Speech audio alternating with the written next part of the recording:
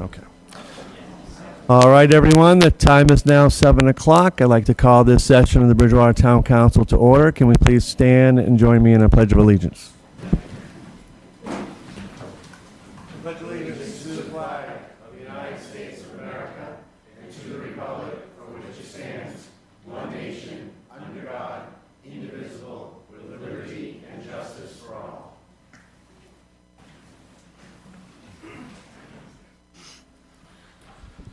Good evening, everyone. Full house tonight. Good to see everybody. I'll start off by saying, for those who cannot be here, if you'd like to watch this town council meeting, it is being streamed live on YouTube.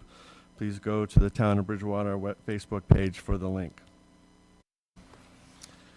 I do need to open the meeting tonight with a couple of condolences for some veterans that we lost. The first is David Munstis. Served in the U.S. Army during Iraqi freedom. He passed away on February 21st. And David Thrasher Sr. They can't hear. Oh, I'm sorry. Hello? Can you hear me now? Okay. All right. And David Thrasher Sr., who served in the U.S. Marines, passed away on March 8th. Can we have a moment of silence for those service members and their families? Thank you.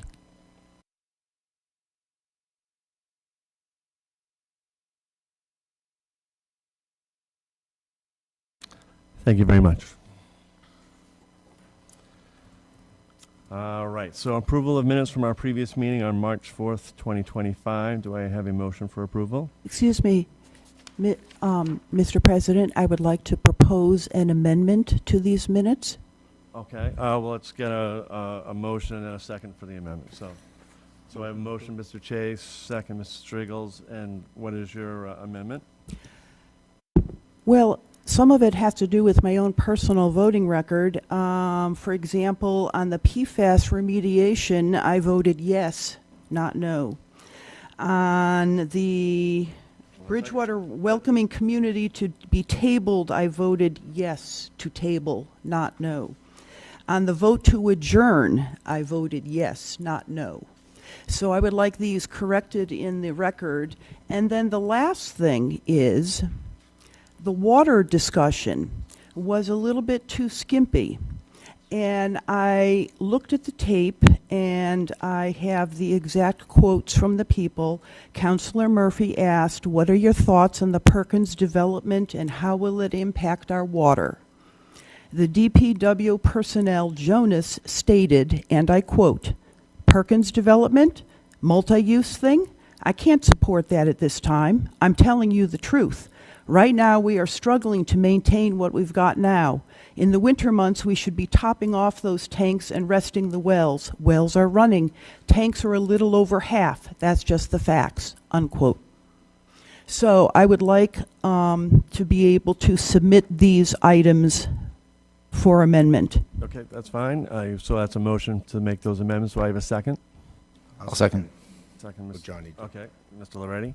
All those in favor of the amendments mentioned, please signify by saying aye. Aye. Aye. Any opposed? Motion carries. Mr. President? Yes.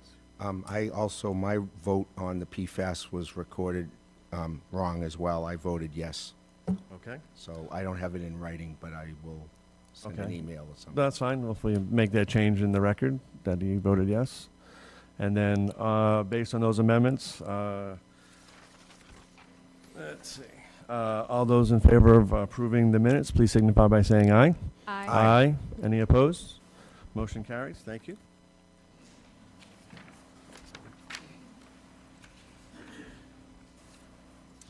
Okay, I do not have any announcements from the president this evening, but we do have a proclamation that I would like to read into the record.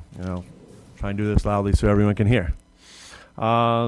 Proclamation, Bridgewater Purple Heart Month Proclamation.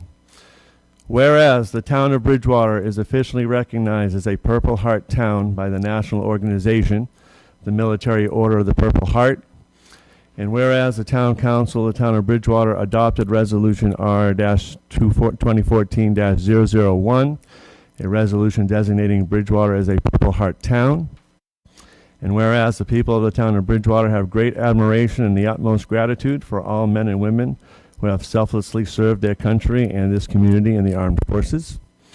And whereas the contributions and sacrifices of the men and women from Bridgewater who served in the armed forces have been vital in maintaining the freedoms and the way of life enjoyed by our citizens. And whereas our community has a proud tradition of military service, and many of our citizens have earned the Purple Heart Medal as a result of being wounded while engaged in combat with an enemy force, construed as a singularly meritorious act of essential service.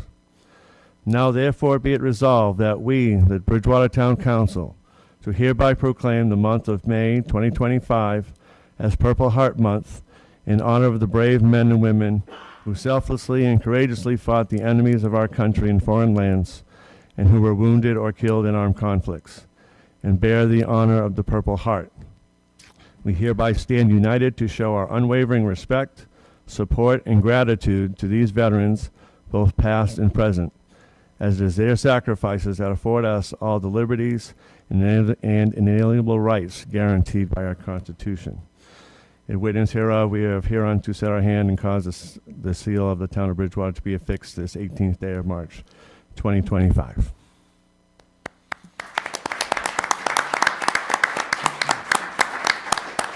The veterans agent here to receive this, or anybody representing the veterans tonight? Okay. Greg. All right. So again, this is signed by all the town council members, and again, well deserved.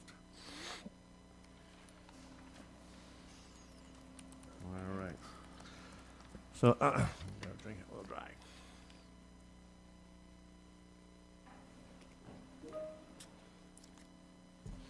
So next up, we have Citizens Open Forum. So again, due to Massachusetts open meeting law requirements, discussions will not take place during public comment periods.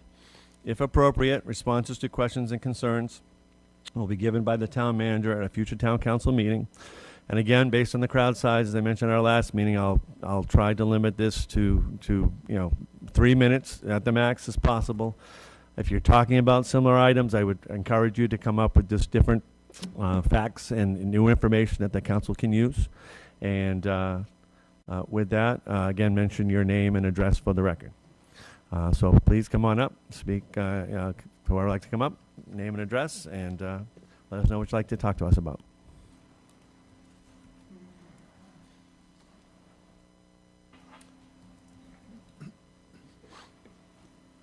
Thank you, Mr. President. John Donna, 261 South Street. I'd just like to take a moment to thank Councilman Loretti and Councilman Lindy. This last week they did host an open forum right here in this chamber. I believe they were here for almost 2 hours, maybe more. I wasn't here that long, but I know they were here quite a bit of time, and it was basically open to any residents of Bridgewater that wanted to voice their concerns or talk about issues with the town. And if my fellow residents are out there listening, I would encourage you to attend these sessions the next time they're offered. It's plenty of time to talk about the town issues, and you can go more than 3 minutes. So definitely take advantage of that, please. Thank you, Councilman. I also would like to speak about last meeting. I did get up in the open forum at the beginning and speak on the welcoming resolution. I voiced my concerns with including the immigration status piece in that resolution, and during that meeting I did express my concerns as to why it would not be good to include that. But what I would like to talk about tonight real quick is after the open forum was over, an individual that spoke in favor of the resolution came up to me and made a disparaging remark.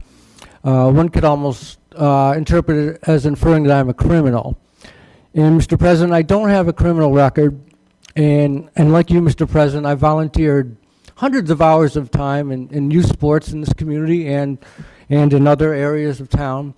And I've been attending meetings for a while now, and I've never interrupted anyone when they were speaking. I've never made any negative comments to anybody at around open forums or any time during the meetings. I have too much respect for this chamber. But the fact that someone who supports that resolution would come up and say that to me concerns me that there might be more of an element out there that has the same element of acting, and I hope you consider that when this resolution comes up for a vote again. Thank you. Thank you, John.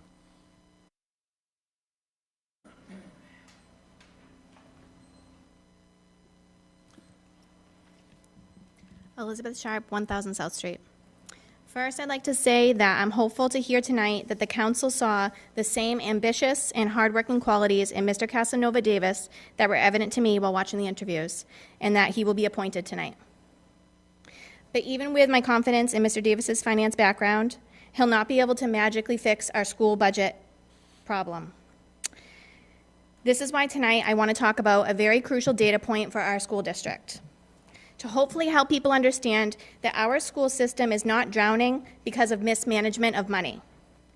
I hear a lot of people in town wondering how we got into this mess with our schools and how we don't have what other districts around us have as far as lower class sizes, arts, etc. Then I hear people conjecturing a lot, well, they must just be mismanaging the money. They're using it on the wrong things. I hope to try and make things a little clearer tonight by talking about our per pupil expenditure number. Per pupil expenditure is a term that's been shared a lot lately because it's so important, but I know most citizens are busy being experts in their own line of work and running their own households, and they may not fully understand what it means. The Mass Department of Education determines every district's per pupil expenditure in order to compare districts' budgets on a level playing field. Obviously, a district like BR is much bigger than East Bridgewater, so you can't compare our budgets and learn anything, as we have so many more students, so of course our budget is bigger. So what the state does is they determine your per pupil expenditure by taking a district's overall budget and dividing it by how many students are in your district, making it easy to compare which districts are spending a lot and which districts are not. BR's per pupil expenditure is $16,122.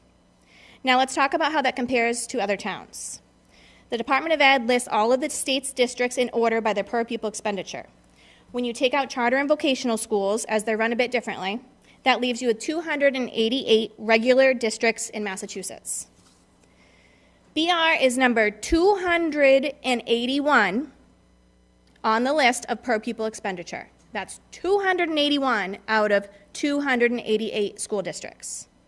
That means only 7 districts out of nearly 300 are spending less than us, and 280 districts are starting with a budget that's bigger than ours.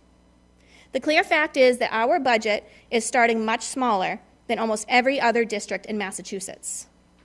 I try to help myself understand these facts by thinking of it like building a house.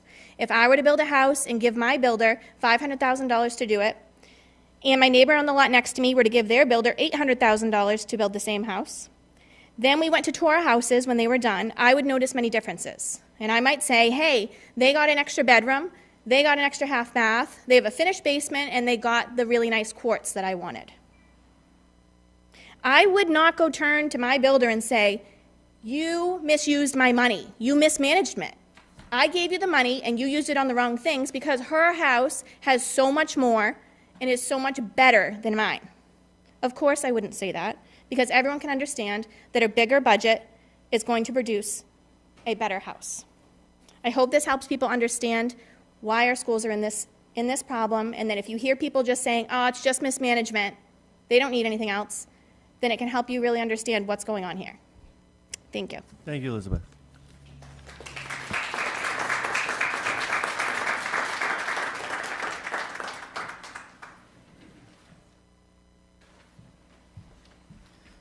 Good evening. My name is Patrick Chisholm. I'm not a Bridgewater resident, but I am an attendee of Bridgewater Rainham. Just one moment. We just have to suspend the rules so you can speak. Mr. President, I make a motion to suspend the rules. Do I have a second? Mr. Eagles. All those in favor? Aye. Aye. Any opposed? Motion carries. Go right ahead. Thank you very much. Patrick Chisholm, 86 Carroll Drive, Rainham. I'm here tonight to advocate for the Bridgewater Rainham Regional School District. For much of my life, I've been privileged enough to be proud of the school district where I've attended. I'm a lifelong Rainham resident, and for the past 13 years, I've had the pleasure of being a student under some of the finest educators that I know, and ones whose impact on my life cannot be understated. It's because of the quality educators in this district, like Messrs. Kristen Miles, Lee Bajaka, Lindsay Kelleher, and Kristen McCord, to name a few, that next year upon my matriculation, I plan to study secondary education in hopes of one day improving adolescent lives as my teachers have improved mine. Furthermore, the extracurriculars at BR have vastly improved my high school experience. The community and the camaraderie I found in Rainwater Players, Culture Club, Math Team, and BR's other extracurricular offerings have allowed me to build vital leadership skills and forge lifetime connections. I really do love my school district, and that's why it's disheartening to hear that Bridgewater isn't currently supporting a budget that will allow its students to flourish as I have.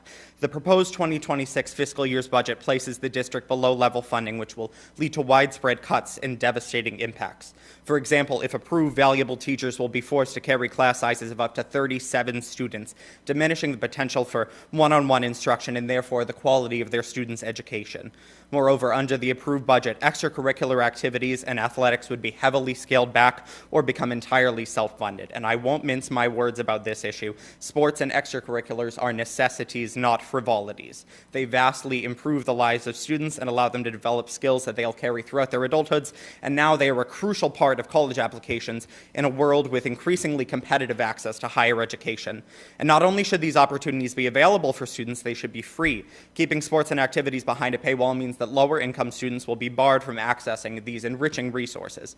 I should be across town at rehearsal right now, but I can no longer sit idly and watch as the livelihoods and educations of my classmates, my friends, and the people of my community are destroyed before my eyes. We need an override, folks. In order to prevent these devastating changes from impacting our community, a bi-phase override process must occur. And counselors, that's why I urge you to support an override that lowers class sizes, maintains existing programs, and allows Bridgewater-Rainham Regional School District not only to survive, but to thrive.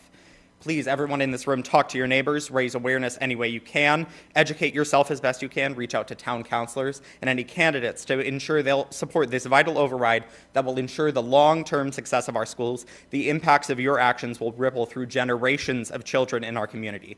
Do something. And remember, the enemy of progress is passivity. Thank you. Thank you, Patrick.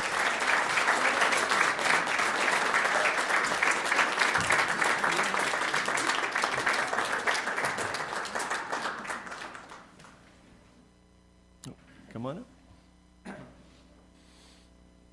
Kimberly Burke, 14 Heather Lane, Bridgewater. Town council members, I'm here tonight because Bridgewater has problems. Problems that are deep, divisive, and distractions from the very work needed for the town to thrive. Yes, the roads are atrocious, and many need immediate attention.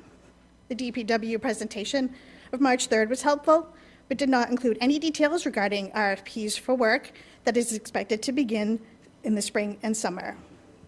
As South Street would need repaving during the summer months, this lack of specifics is concerning. Yes, the water quality is a health concern for all, which the DPW did not provide specifics of when the most needed projects would begin and how the current PFAS levels can be addressed pending a resolution. But more importantly, yet again, there's another problem, a poison, another blight that some citizens of Bridgewater have tried to avoid.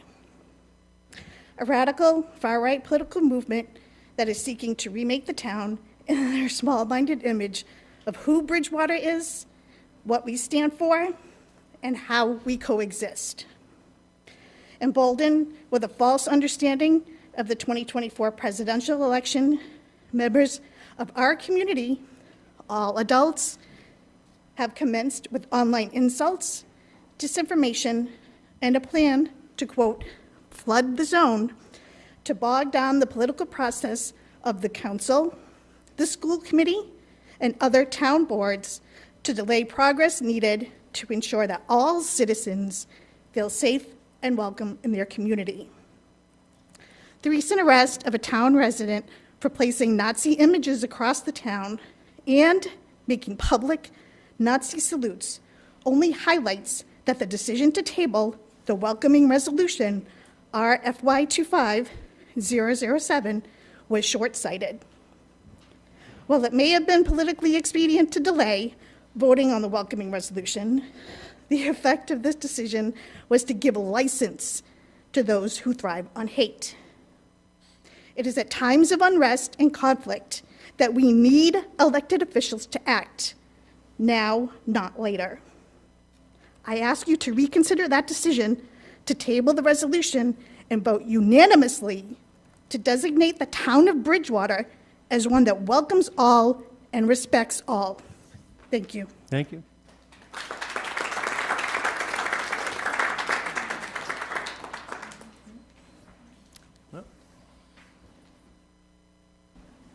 Ashley Mallard, Grange Park.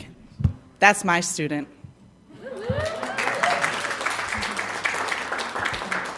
That's my student who was not in an oversized classroom. That's my student who I worked tirelessly with on writing skills. If I have 175 kids next year, I won't be able to do that. You won't have that product coming out of Bridgewater Rainham, who wants to be, mind you, a future educator, who wants to be someone who comes back and feeds our community. That's what we should be supporting here today. That's what we should be considering. And I know the council can't officially call for an override until the school committee comes to the table. Well, I'll tell you, I sat there the other night and I was disappointed with what my school committee was bringing to the table. Just open the doors, begging you for free cash when our own community is struggling. Who you're going to cut from? And if you give free cash and the town of Rainham gives free cash to cover this just open the door scenario, I will hear it on the town center. People will say, see, they had the money.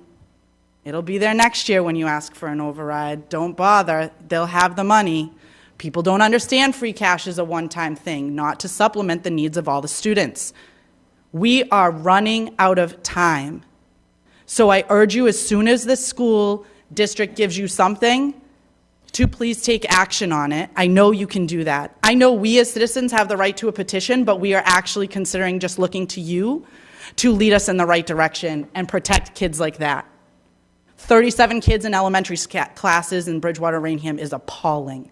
Absolutely mind-boggling that if we can't meet the $6.4 million budget fall for the level open the door funding, that's what we'll be doing to our kids, and we cannot do that. Towns around here are voting tomorrow. Easton is going to discuss if they're going to have an override soon. We can do this. Trust your citizens. I am fearful that if we kick this down into another year, the momentum that I have built up with these people will be lost because not you, but like the town just basically puts a Band-Aid on it and tricks people into thinking the money really exists where it actually doesn't.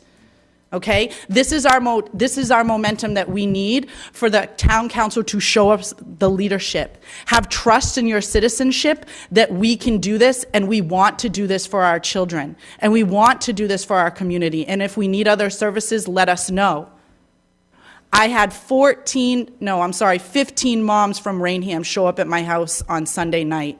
I'm having the momentum build in Rainham, so please don't think that if you can't hear the stuff is going on in Rainham, I'm getting it rolling. It's happening. They're there tonight. Can't be in two places at once, but they're doing it. That's the kid. That's who deserves this. Thank you.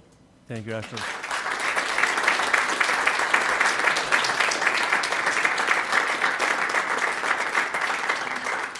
Anybody else like to come up and speak? I feel like 36 Magnolia Way, Christine Banky. I'm getting used to this forum of how this kind of goes. I think that a lot of everything has been said tonight. Just to recap, this district and this town is in a serious position and a serious turning point. We need to take that position seriously. I've been reached out from, I'm an activist of sorts. I like to help where I can. People know that about me. I've already been reached out to from the town, from somebody who sits on a committee to say, hey, let's form a Friends of So-and-so committee to help fund things that are not being currently funded. And I would take pleasure in that. Honestly, I have a project in mind. But these things should not have to happen where we have to have a Friends of So-and-so to fund projects around town. Things are happening around town that we can't address. Things are obviously happening in the school district that we cannot address. We're on the verge of being out of compliance for special education services. This is huge. Even yesterday, I had a friend who's saying that they're having a difficult time maintaining their IEPs and getting pushed to a 504. Taking away services. This is not fair. Kids are being taken, their services are being taken away because we have to make room because we don't have enough specialists to accommodate their IEPs. It's crazy. Another friend reached out to me the other day and was talking about nursing staff and how they don't have enough funding in their nursing staff to go over the students who are potentially coming into kindergarten to look at their records to make sure that they're vaccinated for next year. They're having issues about timing and personnel needed to do these things in a timely manner. We're having a difficult time just getting by with the basic level of things that we provide as a school district. So I'm standing in front of you tonight, putting faith in all of you, that you're hearing all of us as citizens and saying that we need an override. Bridgewater, like she said, the town council, the school committee is coming back with a level budget, which is still going to be like a $7 million deficit.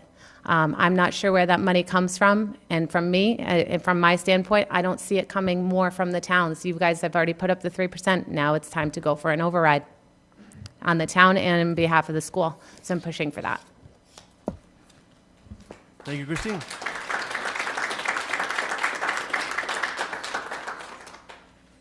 Anybody else, please? Mrs. Hanson. Janet Hanson, Pleasant Street. I'll probably get booed for this, but as a resident who's been here for 46 years, been through numerous overrides, I've seen my property taxes skyrocket. We are not in a situation where I can keep affording more. Does not mean I don't care about kids. My son had a really good education at BR.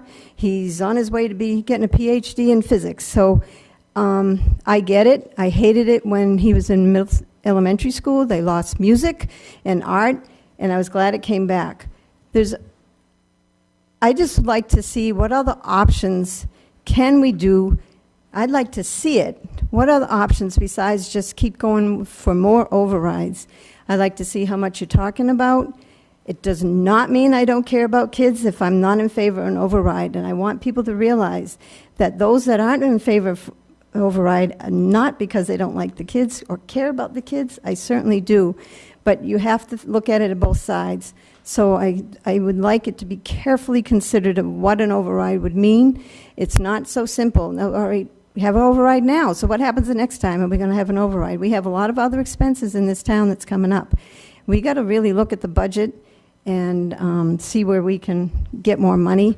It's not a simple thing of just voting for an override. So I'm sorry if people don't like what I have to say, but I really would have to really see what's going on before I would vote for an override. It's not to say I wouldn't, but there has to be a lot more information. And I'll save my other comments for maybe at the end. Thank you. Thank you, Janet.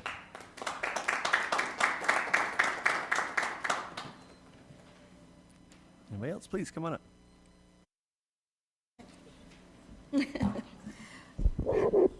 I'm the short person. Hi, my name is Shannon Sheldon from 44 Magnolia Way, formerly Stanton of 67 Laurel Drive. I say that only to say that I am a lifelong resident. Hi. And I'm gonna flip the script a little bit. I don't have a whole bunch of stats, facts, numbers, or other data to throw at you. I happen to be an educator of almost 20 years now, following in the footsteps of my mother, who was a phenomenal, legendary, iconic elementary educator in this town. And I happen to work in the #1 school district in the state currently. They also happen to have the highest per pupil expenditure, as was mentioned earlier, and they also have some of the highest property values. The fact of the matter is that our property values and the future of our town honestly depend on our school system. And I am here to speak more from the heart because I have watched my town deteriorate and crumble beneath my feet. And I am saddened at what I have to offer my 3 children, who are all enrolled in the school system as of now. But it's devastating to drive down Broad Street and see nothing but overgrowth, graffiti, and empty buildings that were once thriving and centers of our community. I worry about the tiny poison plastic particles that are in our water. I worry about the infrastructure that can no longer support the number of residents in this town, let alone any future plans for further residential development versus business development. We are a college town, and we used to thrive. There's no reason we shouldn't have bustling businesses that cater to not only the college students, but their visiting families. And then when they're not in session, the rest of us. I'm very, very concerned that for years we've, as Ashley said, kicked the can down the road and worried about, and to my fellow resident, I understand the concern about raising taxes. But when was the last time we looked at our levy limits or thresholds in which we can raise taxes in a sustainable way that actually will bring us some relief from this problem? Because it seems like every year something else is going wrong, and we're really starting to get into a hole we can't dig out of. And that worries me, because I don't want to even be considering bringing my children to the district I work in, because I can't trust the district that I live in to be fully funded. And as everyone's speaking about level funding, and having a level funded budget does not equal a level service budget, and that is extremely problematic as well. And again, not only are we falling, we are in the lowest 5% of the state. That means we are in danger of receivership, where we used to be in the top 5% when I was in school. And we need to get back to that. Absolutely, we need to get back to that. So I'm here to ask that you all propose an override. I understand that school committee needs to come to the table, but I also happen to work in the superintendent's office in Weston, and I also know that FinCom can most certainly be having some conversations with school committee and around budget and our budget manager. And I think that needs to start happening, because unfortunately, this is no longer sustainable or even acceptable. So please. Thank you very much. Appreciate it.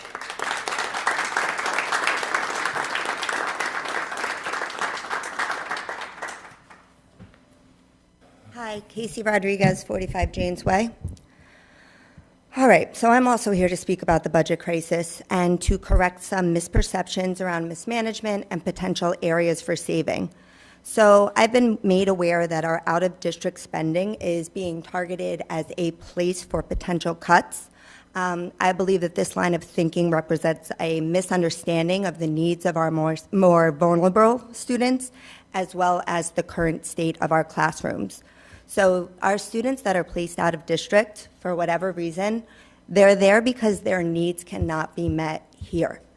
These placements are reviewed every year at their IEP meetings, and if success or other factors demonstrate a need for change in that placement, that change is made in accordance with the special education laws. To cut these funds in any capacity is a denial of a free and appropriate education for our neediest students. And in addition to this being misguided, I feel that it is short-sighted. Make no mistake, our special education students, our special education classrooms are not in a place where we can welcome these students. We are overcrowded, short-staffed, and underfunded. We lack the training, the resources, the materials, and the bandwidth to meet the complex needs of our students who are currently learning elsewhere.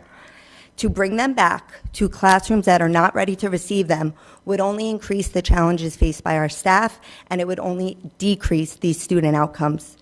And if you don't believe me, I welcome you to come see for yourself. I'm in a substantially separate classroom, and I have been out of compliance since the first day of school. I will welcome you into my classroom any day of the week. I understand that we're all searching for solutions to the problems that we face. I understand that we're trying to think creatively, but cutting special education costs is not the answer. I also emailed each of you earlier today, imploring you to fund an override that actually solves our problems rather than level sets us to this current year. I appreciate what one of my neighbors said about supporting the students, but also being concerned about the implications of an override. I would like to see if we can actually show our citizens what it will cost to fix the problems. Not carry them over to next year. What will it take to fix them? I'm talking water, roads, downtown, schools, everything. I'd like to see the town and this council think progressively about how we can solve the problems and the care-abouts faced by all of our constituents. Thank you. Thank you, Casey.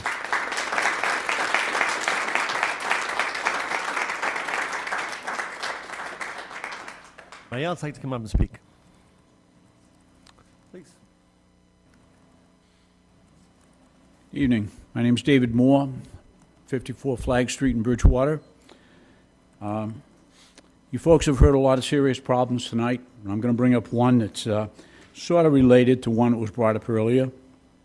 For the last 9 months, I've been filling in as the building inspector in West Bridgewater, and in that time period, I've gone to 3 seminars put on by the state on a subject called accessory dwelling units. And what these are, they're not your in-law apartments, they're not your tiny homes. This is the biggest thing that's hit Bridgewater since the acceptance of zoning in 1956. Because what it means is many of us love the fact that we can live in a single-family neighborhood. Well, that's come to an end. Because accessory dwelling units can be placed anywhere in town. You look next door at your neighbor's house, yeah, well, maybe your neighbor could use another unit right now for an elderly parent or a child that can't afford a home or whatever. But it means that anybody can file for an accessory dwelling unit, and there isn't a damn thing the town can do about it. The state has said you will allow these accessory dwelling units. And if you want to put in 2, you can file for a special permit. The bad thing about these are they can be sold. So you think you're in a single-family neighborhood now. You put it in, your neighbor puts one in, and then a year or 2 later, the elderly parent passes on. They've got this house in their backyard. They can go through the expense of removing it, or they can say, hey, it's time to move on. I got no more kids living in the house. I got a unit out in the backyard. They can sell it. They can sell it as a pair, or they can condo it out. So these beautiful single-family neighborhoods that we have today are a thing of the past. And it's worse in the center of town because in the town center we have town sewer. These units are only restricted by environmental concerns, and they're not restricted by setback. They're restricted by sewer. If you have town sewer, there's no restriction on it. Unfortunately, water is not one of the restricting factors. And we've heard tonight that we've got a serious water problem. Well, I think I asked the town council through the town manager to maybe redirect our Director of Community and Economic Development to work on the water problem and to work on how are we going to cope with all of these additional homes. I believe we've got close to 10,000 units in town, and so that means that probably 6,000 of them have enough room in their backyard for additional homes. So this is something that we have to look at. It's a very serious problem. I hope I don't look like Chicken Little here. You can go home, Google it, accessory dwelling units. They're real, it's happening, and we're stuck with it. Thank you, David.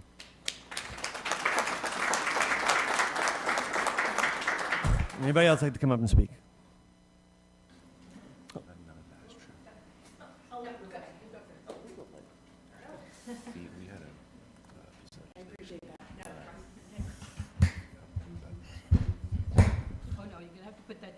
I will. I will. Just so we all know, the adjustment handle is still here. MJ Spagone, 5 Lakeshore Center, Unit 1128. Mr. President, members of the council, residents in attendance, good evening. I wanted to just speak to the community for a brief moment, and my comments will be as quick as I possibly can be, knowing the meeting needs to do business tonight. The last few weeks, we have been under consideration in this town for candidates for a new town manager. In the last couple of weeks, we've now whittled it down to 2 candidates, Mr. Keith Hickey and Mr. Justin Casanova Davis.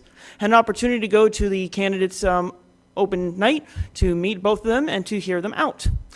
Hearing the residents tonight, I believe the choice for you this evening is clear, Mr. President. I believe we need an individual who is going to be forward-thinking, able to think of solutions to problems that we currently have and develops unique solutions to those problems and address other concerns that come up, as you know, they will inevitably come up, whether it's financial, infrastructure, socio-political, what have you. I believe it is imperative for the town council to consider a candidate who has the will and temerity to hit the ground running on day one and to build an administration that can address these problems in real time and hear the people's concerns as they arise. That is why I firmly believe Mr. Casanova Davis is well suited and well prepared to address the issues the town of Bridgewater faces, both from a budgetary perspective and from an administrative perspective. I strongly encourage you, Mr. President, to ask the council to take an affirmative vote to select Mr. Justin Casanova Davis for the next town manager for the town of Bridgewater. Thank you, Mr. President.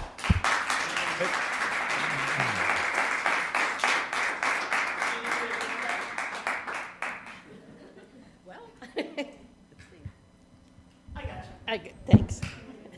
Thanks for offering. No problem. Donna Jewell, Keith Place, Bridgewater, Mass.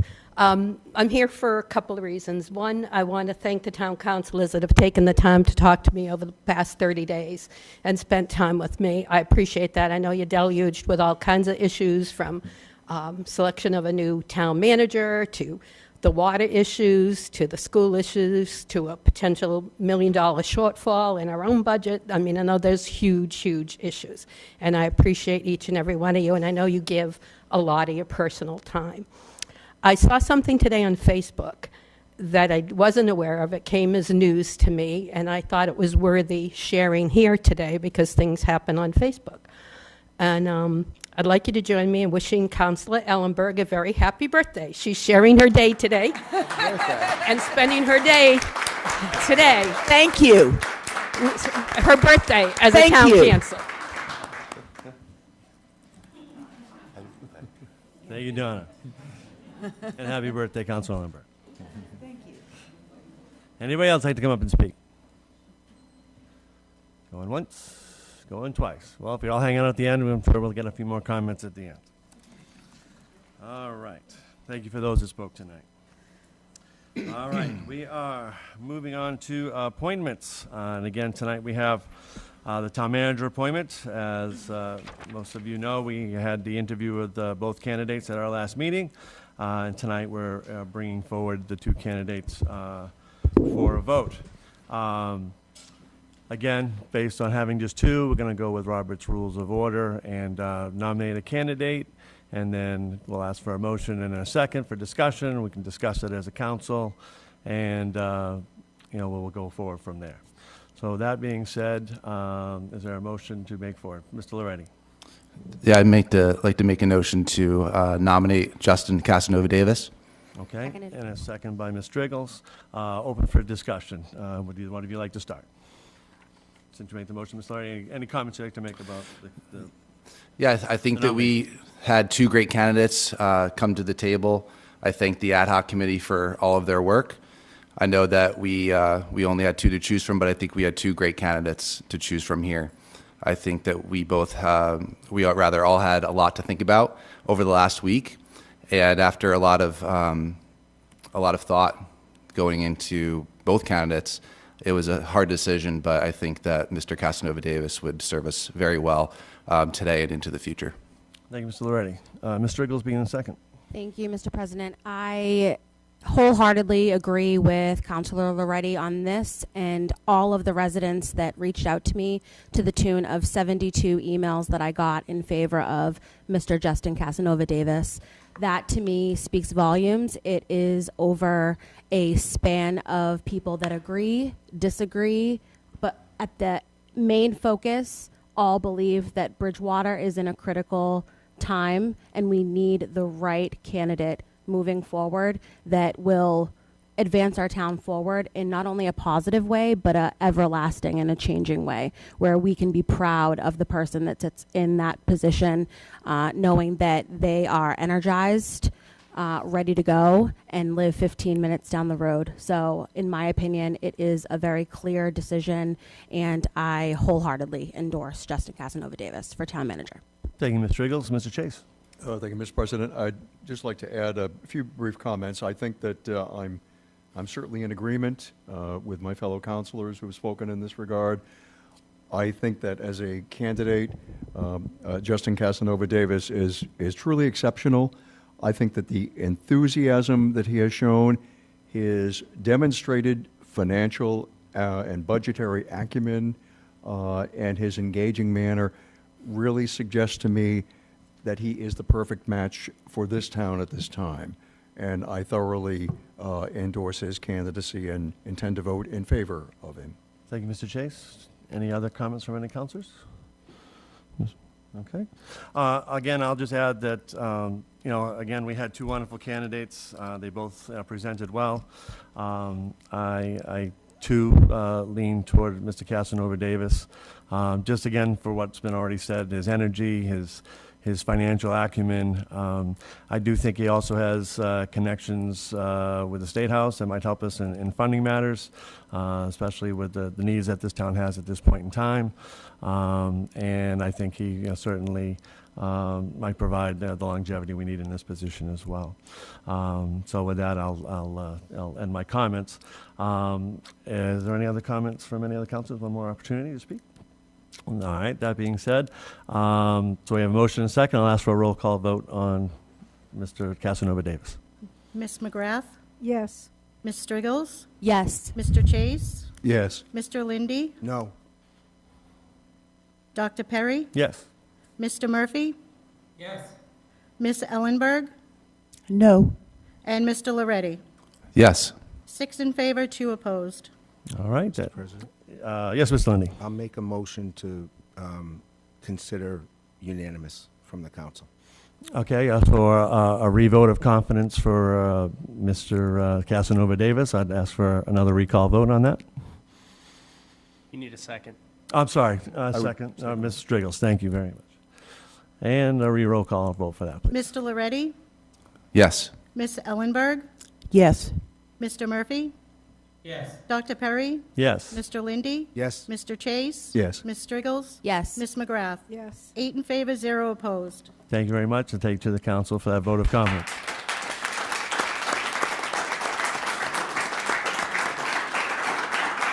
Dr. Perry? I don't know if he wants to. Mr. Lynch, I see is on board. Mr. Lynch, any comments or that you'd like to make?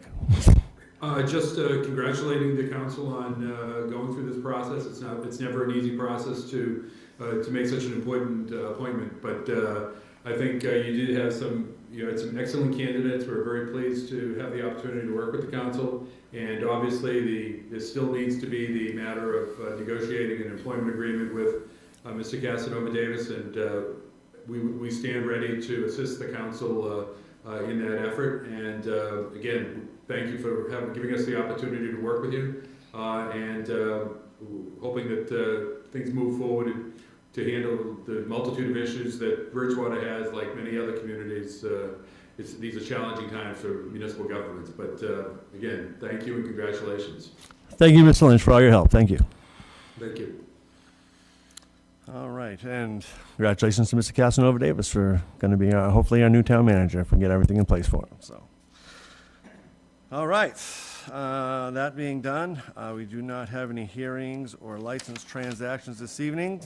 We will move to presentations, and this evening we have Mr. Rulli here, our CED director, to go over impacts of economic development here in Bridgewater. So I will turn it over to Mr. Rulli, or work on getting set up for this.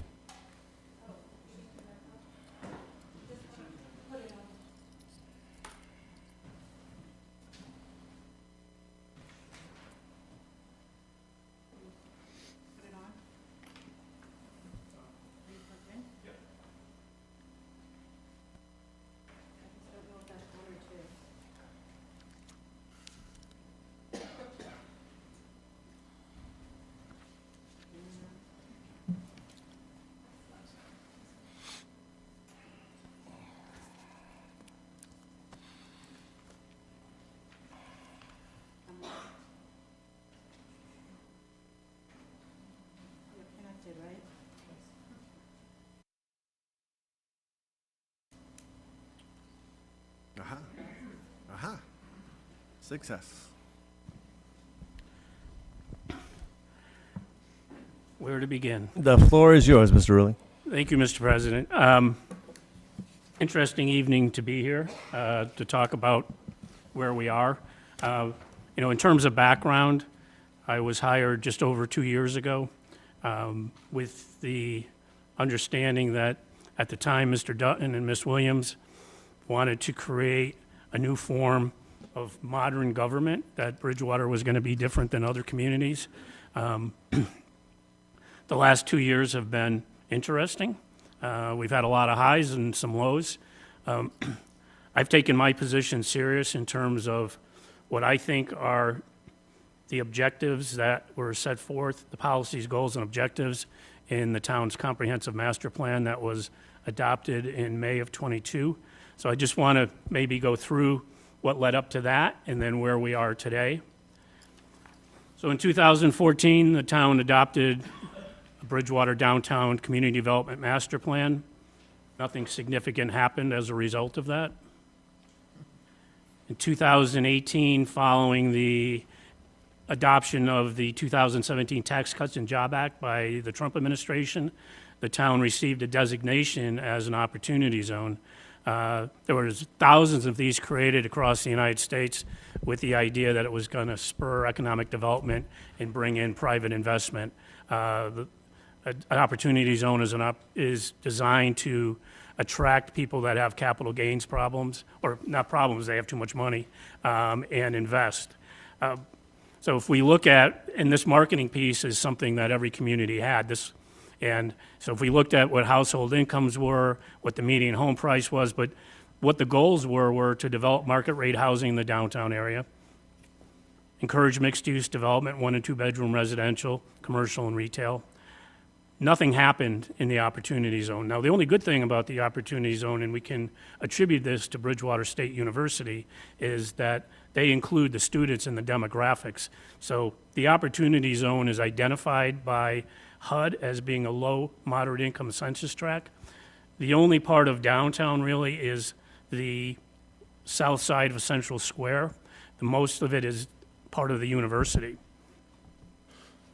So as I said, 2022, you adopted your comprehensive master plan. That was a document that had wide community input. This is kind of the underlying, I've used this slide many times since I've been here. This is what the plan called out for. All of the things that are called out here, we've identified to be priorities that the community articulated that they wanted to see.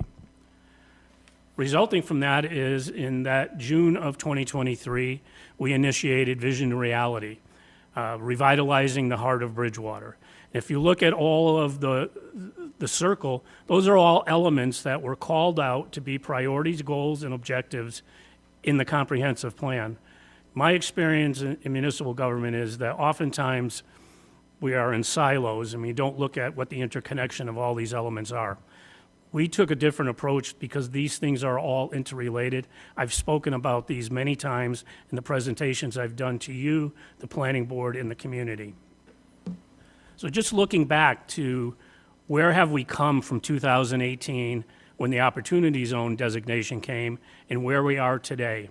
Our median home prices in Bridgewater have increased 67%. And I'll just say that these are not my figures, these are a combination of Census and Realtor.com, Zillow. The median income has increased 32% from $84,697 to $112,482. At the same time, our population increased 1%. I've used this slide before. I am the first to agree that you have infrastructure challenges. I've said this before to this group and others. It was the first question I asked before I even accepted the job, is to where the community was with respect to infrastructure. Shame on me for not peeling back the onion and looking farther, but these problems existed well before I got here. And I have concerns in how do we pay for some of these things. These expenses that are coming due by FY30 have nothing to do with new development. That's just maintaining our existing infrastructure. I'm not going to get into tonight whether we have capacity, don't have capacity. We need more capacity.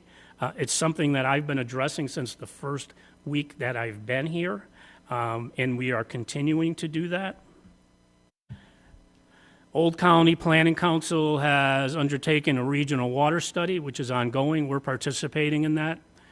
We have a lot of conversations that have been talked about the Vernon Street wells. I think there needs to be a cost-benefit and capacity evaluation about that. Those wells are in bedrock. That would require a separate treatment facility. Questionable how much capacity we can get out of those wells, whether that justifies an expense over $30 million. The answer for us is to engage with the Healy administration. We are doing that. We've been working on that for the past year. I can tell you that there's a meeting next week to address this with the Healy administration, but this requires many agencies of the state to come to the table at the same time. DCAM, DEP, the Executive Office of Housing and Livable Communities, the Department of Corrections, and the MBTA. There's been talk about accessing the desalination plant that Brockton has. Again, I think there needs to be a cost-benefit and capacity evaluation. I'm not sure that, my research indicates that that plant isn't even owned by Brockton. It is owned by GES Inema Environmental, which is a Spanish company that Aquaria runs it. So I think any conversations we're having with Brockton need to start with, do you have the authority to talk about transferring your contract or what your obligations are? And we've talked about the potential of maybe accessing water from the city of Taunton. I think those conversations have to continue. But I think it's important that people realize any expansion is going to require a significant amount of state and federal funding. And quite honestly, I don't see much federal funding coming to the Commonwealth of Massachusetts in the next 3 years. I think some of the state funding is also going to be impacted by the lack of federal funding coming to Massachusetts. We are compliant right now with the MBTA community's legislation. Through that compliance, we do have access to certain funding for infrastructure, and I would hope that we would stay in compliance and pursue those funds. I think it's important to understand that the design, engineering, and construction for an expanded water and wastewater system at a minimum takes 5 years. So I can't wiggle my nose and fix this tomorrow. Government moves slow. I would argue that we've moved the needle more in 2 years and 2 months than has happened in the previous 15 years in the town. We've identified certain sites for redevelopment in the central business district. These are sites that we suggest are underutilized, that don't require that we're doing development outside of the downtown area. One site, the Perkins Foundry site, has been approved. There is a proposal for the Friendly site, which has not been formally submitted yet. Those two sites would, and the gallons per day, this is how much water those two sites would use. I think at your last meeting, not the water superintendent, but the DPW director indicated we do have some challenges today, but we are not out of water today. But I think it's also important to realize that these projects aren't coming online tomorrow. The Perkins Foundry site just got their MEPA approval. There's still a public comment period. We're probably 3 years away from seeing that coming online. If the Friendly site goes forward, that's probably 18 to 24 months as well. So we do need to continue to work on this problem during this time period, but these projects aren't coming online tomorrow. So with respect to that, I know that people talk about why are we doing more housing. We've heard a lot of comments from people tonight with respect to schools. I think it's important for people to understand that the type of housing that's being proposed with average rents of $2,600 to $2,700 to start do not bring a lot of children to school. So this is a study from Rutgers University. You can Google similar studies throughout the country. When you look at what someone needs to earn to be able to pay $2,600 to $2,700 a month in rent, they have to be earning in excess of $100,000. So if we look at this study, that with studios and one bedrooms, which are a percentage of what we're seeing proposed, brings 1.3 students per 100 units built. It does jump up a little bit when we talk about 2 bedrooms to just under 9 students, but this is not the the landslide of students coming into our schools based on the demographic of who would be living in the housing that is being built. And again, consistent with what was represented in the designation of the Opportunity Zone, that the town wanted to promote market rate housing. $2,600 to $2,700 a month is what market rate housing is. So let's just look at the Perkins Street project. This project was approved over a year ago. The benefits to this, besides the fact that there's potential revenue, which we'll go through, the Perkins site probably could be designated as a Superfund site for the amount of contamination that is there. If the town was ever left with the responsibility to have to clean that site up, we wouldn't have the money to do that. It could bankrupt the community. Edgewood Development, who's acquiring the property, has taken on the responsibility to clean that site. It's taken them a year to get through the MEPA environmental review process. Currently, that site generates $23,869 in taxes a year. So if we look at what the housing in that is, there are 46 one-bedrooms, 102 two-bedrooms, but let's look at what the estimated yearly revenue is. And this is pulled from a professionally prepared fiscal impact analysis that we required as part of this project. Property taxes, $460,000, excise tax, $125,000, CPA surcharge, over $9,000, meals tax, $25,000, $619,319 a year in taxes to the community. New funds. Subtract the 23 off of that, we're doing pretty good. Additional one-time revenue, building permits, $560,000 for one project. I can tell you that number exceeds what the total budget is for the building official's office today. Water and sewer connections, $780,000. The developer has offered us $200,000 in mitigation for us to spend any way that we want. So the total revenue one time when that project starts is $1.5 million. People would say, well, there's going to be an impact to fire and police. Yeah, there is. Those numbers are on the left-hand side. They total $160,000, $244. That's 30% of the total revenue that this project would generate on an annual basis. So as I've gone through the last 2 years, I don't do social media. That's why I have less hair than I should have. I wouldn't have any if I did. People are like, well, you're getting beat up on social media because of what you're trying to promote. All I'm trying to do in my job is what the community asked me to do when I was hired. If there's a better way to do this, I am more than happy to listen. But I hear a lot of no, but I don't hear a lot of but.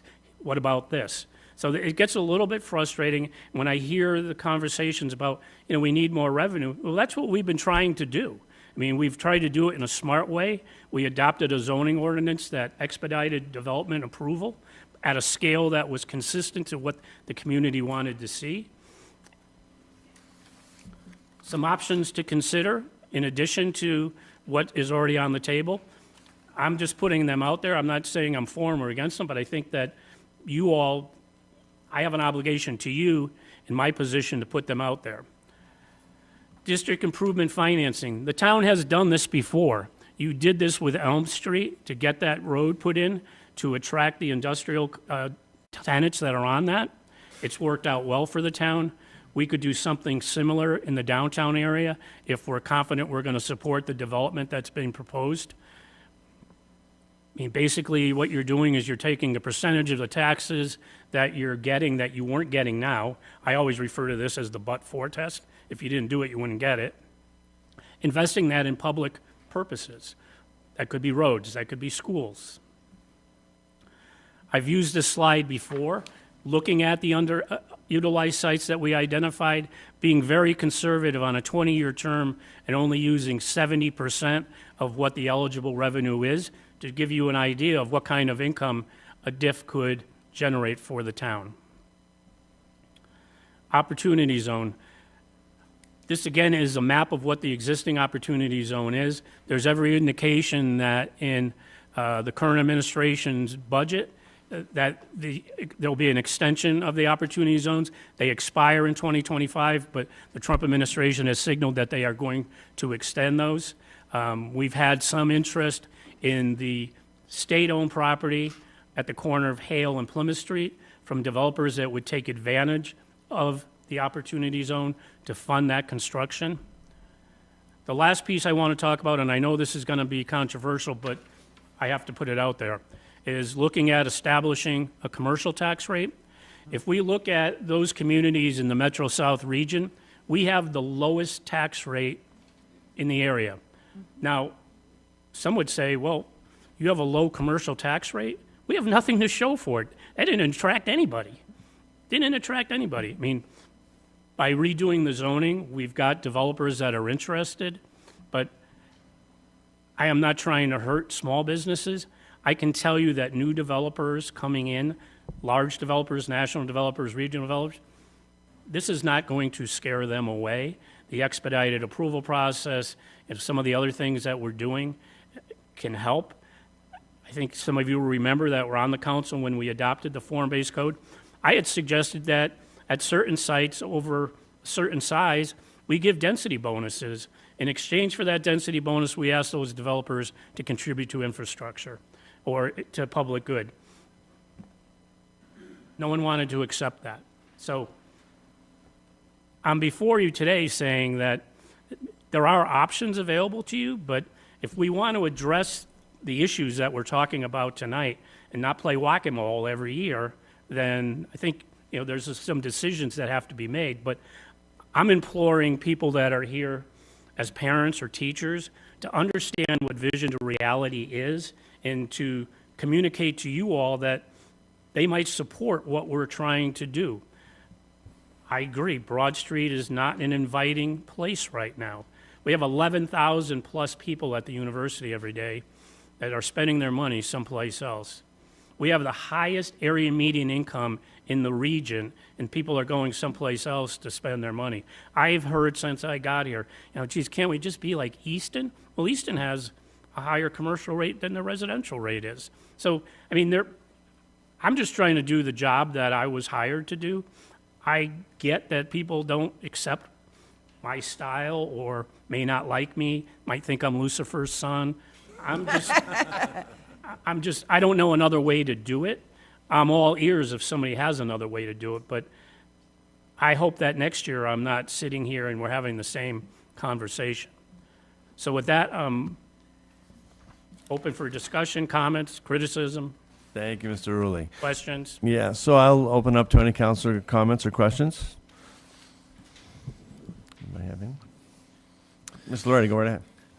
I know you don't want to talk about specific water capacity, and you did mention in the thousands of gallons per day in regards to the Perkins and then the Friendly's development. Can you give us an idea of what capacity is like in the millions of gallons per day? Because to some folks, thousands of gallons per day sounds like a huge number, but I know that in fact, that our capacity is closer to 2 million gallons per day. So I don't know if you could just kind of speak broadly to that. So our withdrawal permit just increased as of March 1st to just over 1.9 million again. And then our average use is, I think, 2.2 because of water that is in the tanks.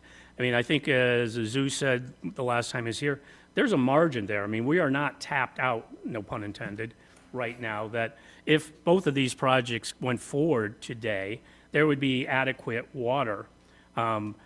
I think one of the things that we've talked about, and I think we can get funding for in a short term, is piping over from the Plymouth Street wells to the treatment plant so that brown water would be eliminated. There's funding available to do that. I think we're going to move in that direction because we don't have to borrow to do that. But no question, we do need to find alternative sources of water, and I laid out, we are talking to everybody and anybody, but it's politics and it's government, and I get frustrated because nobody moves as fast as I do. We are, I will give credit to Bridgewater State University because they've jumped in and are leveraging what their connections are in Boston to facilitate some of these conversations. But some would say we're not moving fast enough. I would say in comparison, we've moved pretty quickly in 2 years, but I'm not going to sugarcoat it and say that I'm not worried about what our capacity is. If I could just add to that. If I could just add to that on water, the work that we're about to do on wells 5R and 9R that you heard about recently will help our demand now, especially as we get into warmer weather and demand goes up. People use more in the warmer months for a variety of reasons. The work that he mentioned over on Plymouth Street, that is in survey and design right now. You've already approved the money for that work, and we would have a low interest loan to pay for that. That work would likely happen a year from now. So those two things together will help keep us where we need to be meeting demand today. But the issue that Bob is talking about is being ready for these things coming down the road is why we're having the serious conversations with other partners to make that happen. So I don't want people to lose sight of that, and I want make a plea to people this year. Be careful with how much water you use in the summer. It's not okay to use treated water to water your lawn.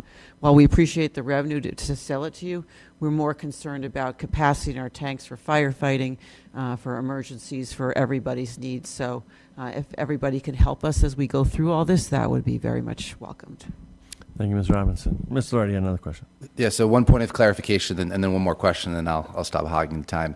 So just to be clear, wells 5 and 9, they will be upgraded and online this year, as you just stated. And the last that I calculated, looking at reports from 2023, we're expecting about 500,000 gallons a day of capacity out of those wells. Is that correct? I don't have that fact right on the tip of my tongue. It was 0.56 when I checked, but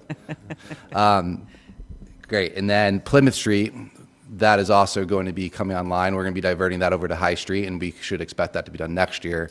And that looked like another 500,000 gallons a day. That water is available today, and we do turn. And when it gets to warm weather and we can't keep those tanks where they need to be, we will be turning those wells on this year, and there will be brown water complaints this year because it'll just take that long for us to get through the design, the permitting, DEP, out to bid in order to do the work for 2026. So that water is available. It's just not ideally the way we'd like to deliver it to customers. Sure. And then last question. Mr. Rulli, you pointed out that the Perkins project, for example, is going to bring in, I like to look at revenues, expenses, running a business, and it's going to bring in over $600,000 in revenues. We also have to take into consideration the costs. You brought up a great slide about number of children we should expect to the district. One of the residents brought up that we expect to spend $16,000, hopefully a little bit more for you guys in the future per pupil, right? So that's, by my math, about 10 students. We're looking at $160,000 of expenses. So we're still net positive on these types of developments. And I think that that's something that we should all kind of wrap our heads around and understand that when we do have certain developments, prioritizing one-bedroom units, this one's a little bit heavier on the two-bedroom side, but one-bedroom and two-bedroom units with our demographics in this area, we are still having a net positive on our balance sheet. We're going to be bringing in more revenues than we are going to be realizing expenditures on the school side, and then, as you also pointed out here, in the police and fire. So a question, but also just a point of clarification. Correct. Okay. Thank you, Mr. Loretti. Mr. McGrath, you got a question? Thank you, Mr. President. Yeah, I have a couple. So did you get the information from Taunton Water, the quality, how the water was treated? Because Helen Gordon was talking about that in 2024. We haven't spoken to Taunton in the last several months. I mean, our understanding is they treat their water differently than we do, but my understanding is that their water quality is very high. Again, from an engineering standpoint, if we were to reach an agreement and go back to that, Taunton currently provides water to the Department of Corrections in Bridgewater, so they're already here. Potentially, that could be an independent loop system for that end of town until we are at a point where we could merge the two. But it would at least, again, be providing water to people. And then it would also allow us to, if we were successful with that, to tie the university into that water supply. All right. So on Elm Street, a commercial building is, I think it's been approved for 12 bays, but there's 2 wash bays. So how do you calculate how much water that those 2 wash bays will use? I don't calculate water. Well, I mean, you work with the planning and the water department. Do you guys talk about, okay, we just approved this? So anytime that a application comes before the planning board, all department heads are, all departments are looped in so they can offer their input. I don't know on that particular project that the DPW or the water department weighed in at all, other than their standard answer is we don't have enough water, so they're against everything. But, I mean, I would suggest that, I mean, I can get you an answer, but that wasn't a question that came up during the approval process. Whether it should or not, I can't answer, but I will get you an answer. So I noticed that you have Campus Plaza still on the Vision to Reality. Yep. Have you spoken to them about, because I know McDonald's is fixing their place up. Yeah, I mean, I talk to Federal Realty quite often. They're in a hold period right now. They're waiting to see if we're going to be successful with the relocation of the MBTA platform. I will say that prior to November of 2024, we had a $1 million earmark that had gone to the U.S. U.S. House of Representatives Appropriation Committee. That's now been reduced to $250,000 for preliminary engineering with the continuing resolution that was signed last week. I don't know that we're ever going to see that. So I think right now, Campus Federal Realty is in a hold pattern. But I think it's also important to understand that that would be a phased development. McDonald's upgrades their stores, their franchises all the time. So, I mean, I wouldn't read into them making improvements in their space to indicate that things aren't going to change there. It's No, I just, was just curious because they were. but So- at the same time, I think it's important to understand that we're challenged with the two projects that we think are going to go forward. So having a bit of a pause right now is not a bad thing, so we can catch our breath and start to look at some of these other alternatives. Are these developers getting a tax break, like TIF?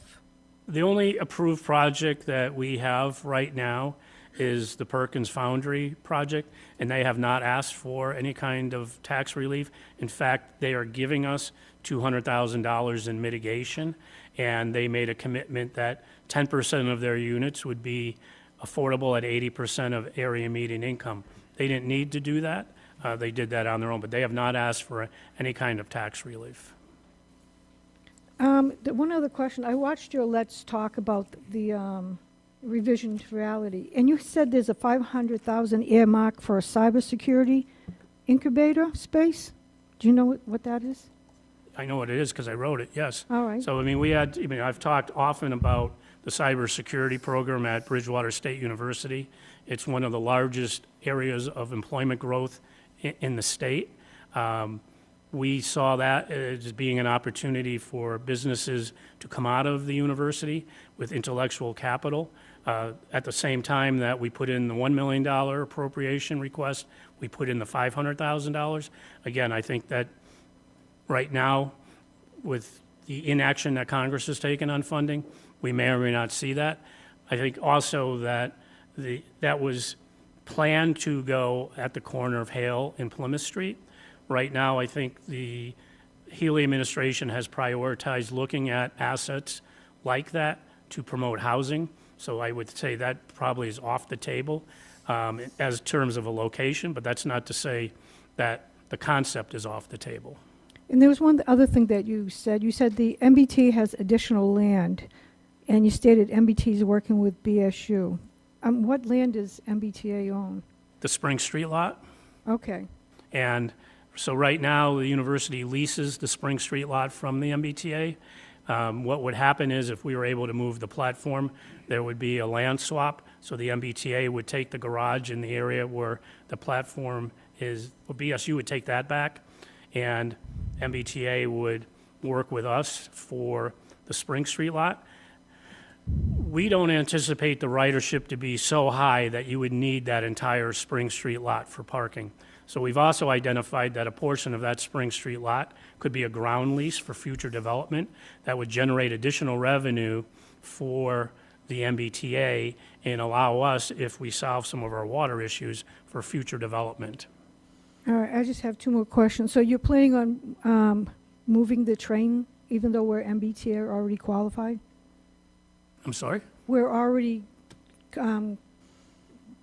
with the MBTA. So when we did The- to answer your question, I don't mean to jump ahead of you. Oh, go ahead. When we did the rezoning, Mhm. we made sure that we had both the current location of the MBTA platform and the proposed relocation.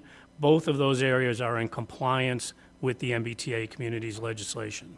All right. And the last piece that I'll add on that is that Waterford Village is what we call a 40R, been designated as a 40R.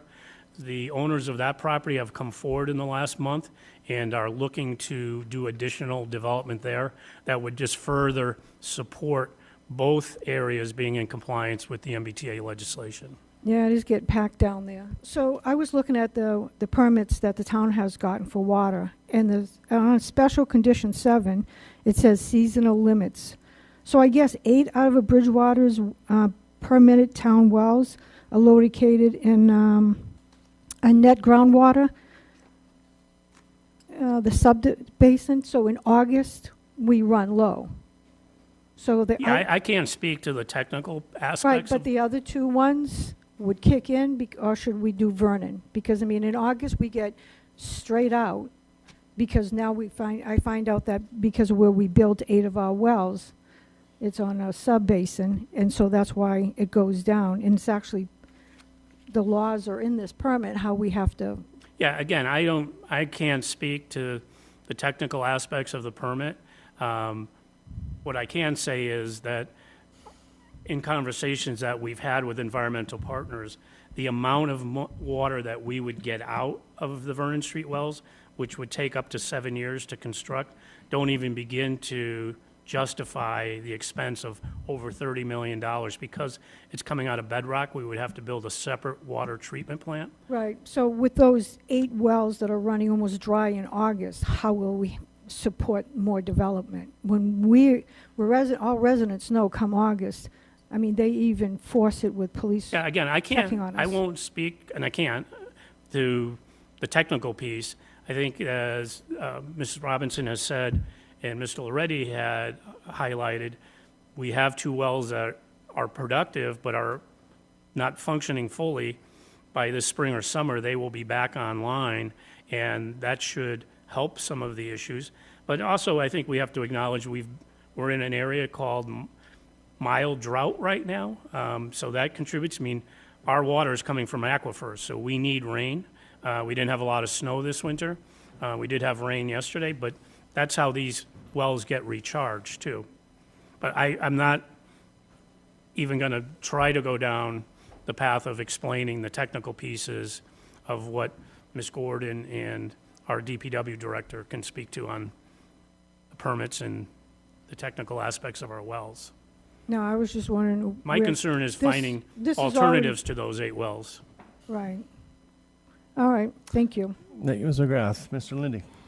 Thank you, Mr. President. Mr. Rulli, did I miss in the presentation someplace about traffic on Broad Street? I live at the end of the East Bridgewater line in Michael's Landing, and I come down to go to Town Hall, I mean, even at 10 o'clock in the morning, 12 noon, and I'm backed up to the post office right now. Is there a traffic study? Is there something that's going to tell me that it's not going to get worse with all the development?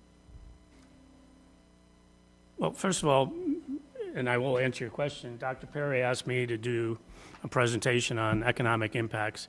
We've had 2 recent meetings on Central Square pedestrian and traffic improvements.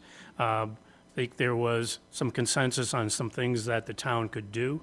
I will say that both parts of that study were done with grant money that my office secured. So we are looking at traffic improvements and what impacts are.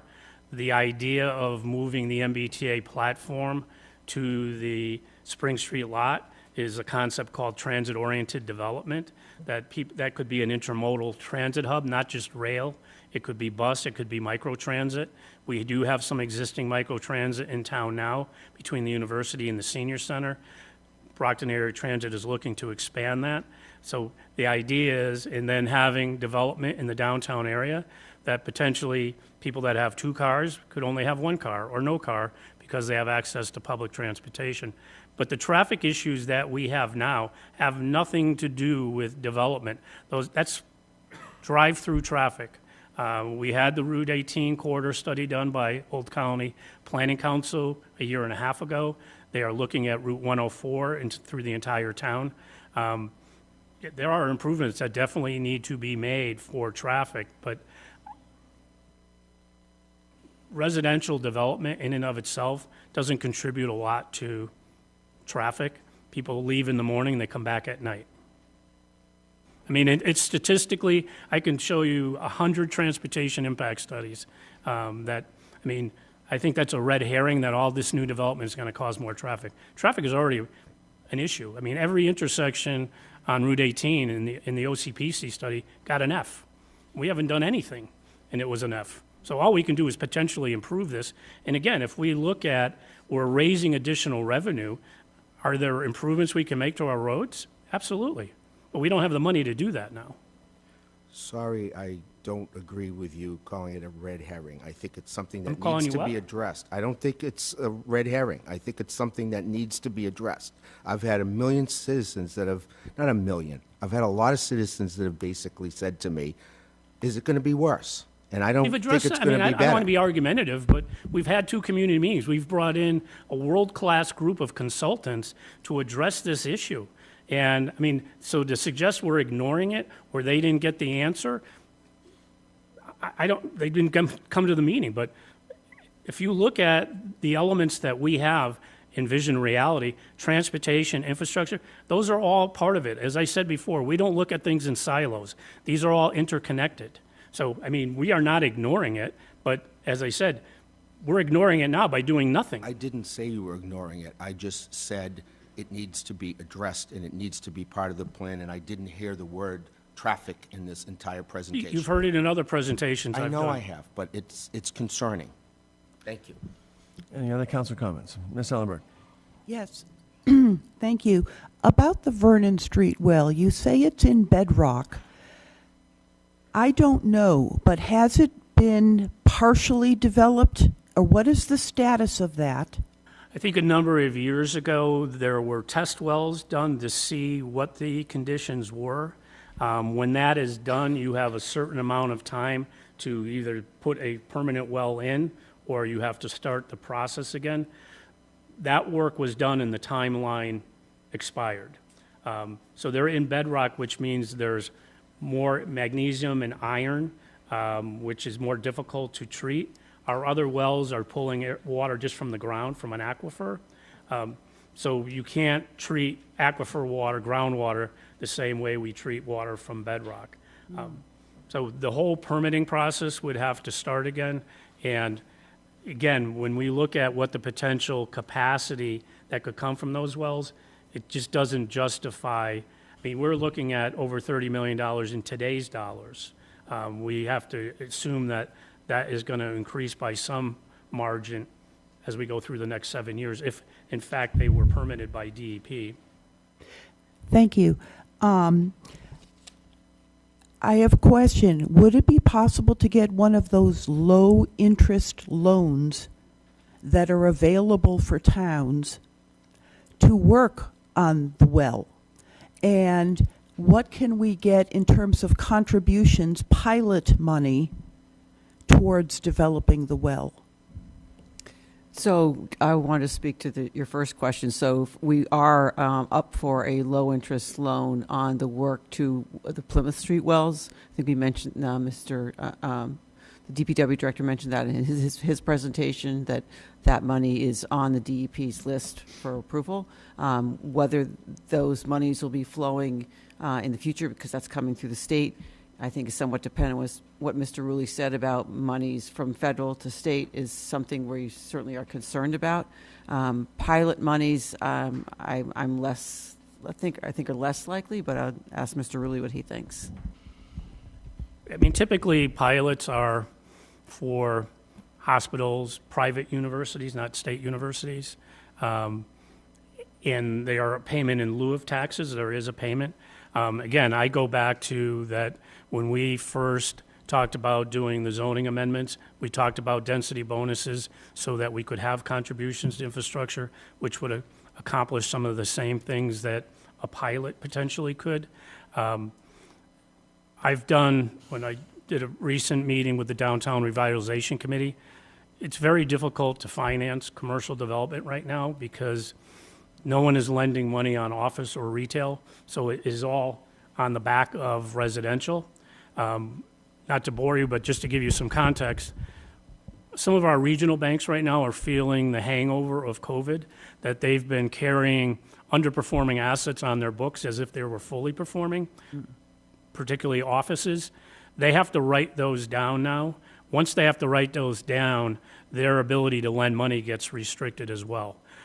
So that is forcing developers to look at private equity. Private equity has less underwriting restrictions than a typical bank, but you pay more for it. So if a commercial bank is lending you money at 7 or 7.5%, 8%, private equity is costing you 11 or 12%. To put that into some kind of scale, when using Edgewood Development, the Perkins Foundry site, when they first proposed that before I got here, based on that being almost a $50 million deal, interest rates were 3.5%. Where they are now adds $1 million of debt service every year to that project. There's not a lot of developers that can absorb that hit. So it's very difficult for developers to get projects funded, which is why we're saying if we give you more density at a reasonable scale, you'll be happy to give us some money.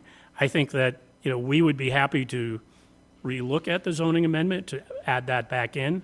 I think we have time to do that, but the projects that we have, the Perkins, as I said, is approved. We got $200,000 in mitigation that we can use there. If in fact Broad Street goes forward, they're not large enough to throw off a lot of contributions to the community. I mean, as Ms. Robinson said, we could get a low-interest loan for the Plymouth Street project. We also could get a grant. Simultaneously, that's something we're pursuing, so we don't have to borrow that money, that we could pay for it a different way. So we're constantly looking at those other funding sources so we don't have to borrow. Thank you. One last question. You're implying that we should be raising the commercial tax rate and that we are at a very low rate in comparison to the towns that you put in this chart here. And I'm curious, what would you think would be a reasonable tax rate? Well, fortunately, at a pay grade above me is the finance director. I mean, again, I'm not implying anything. I'm just giving a summary of what current conditions are. I think, arguably people would say, well, if you've got a low commercial tax rate, people would be flooding in. I mean, I'm arguing that that hasn't happened at all. So I do think I'm sensitive to it because I don't want to have a negative impact on existing small businesses. But at the same time, when we look at projects the size of Perkins and what potentially could happen at Campus Plaza and some of these other sites, there is an opportunity to realize some greater revenue than what we would be getting now. I'm not in a position to suggest what it should be, but it's interesting when you look at, you look at Dayton as an example, which apparently doesn't want any commercial development because they're at like $26 on commercial.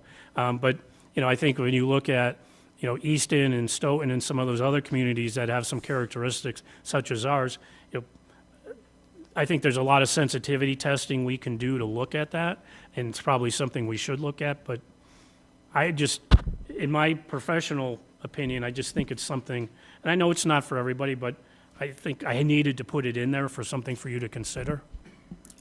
Thank you. That was very valid, the comparison. Thank you. Thank you, Ms. Ellenberg. Mr. Chase. Thank you, Mr. President. Mr. Rulli, thank you for your presentation, and I'm pleased to see that you put before us the figures that Councilor Ellenberg just referred to compare the various commercial rates throughout our region. This is something that on an annual basis the council intends with. But quite frankly, I think we've always accepted as a given the fact that the town has always adopted a tax factor of 1, which is to say an equal residential and commercial rate. And I think we've never, I'll say never had the need, but at least in fact, we have never really truly scrutinized the argument for maintaining that, that equal rate.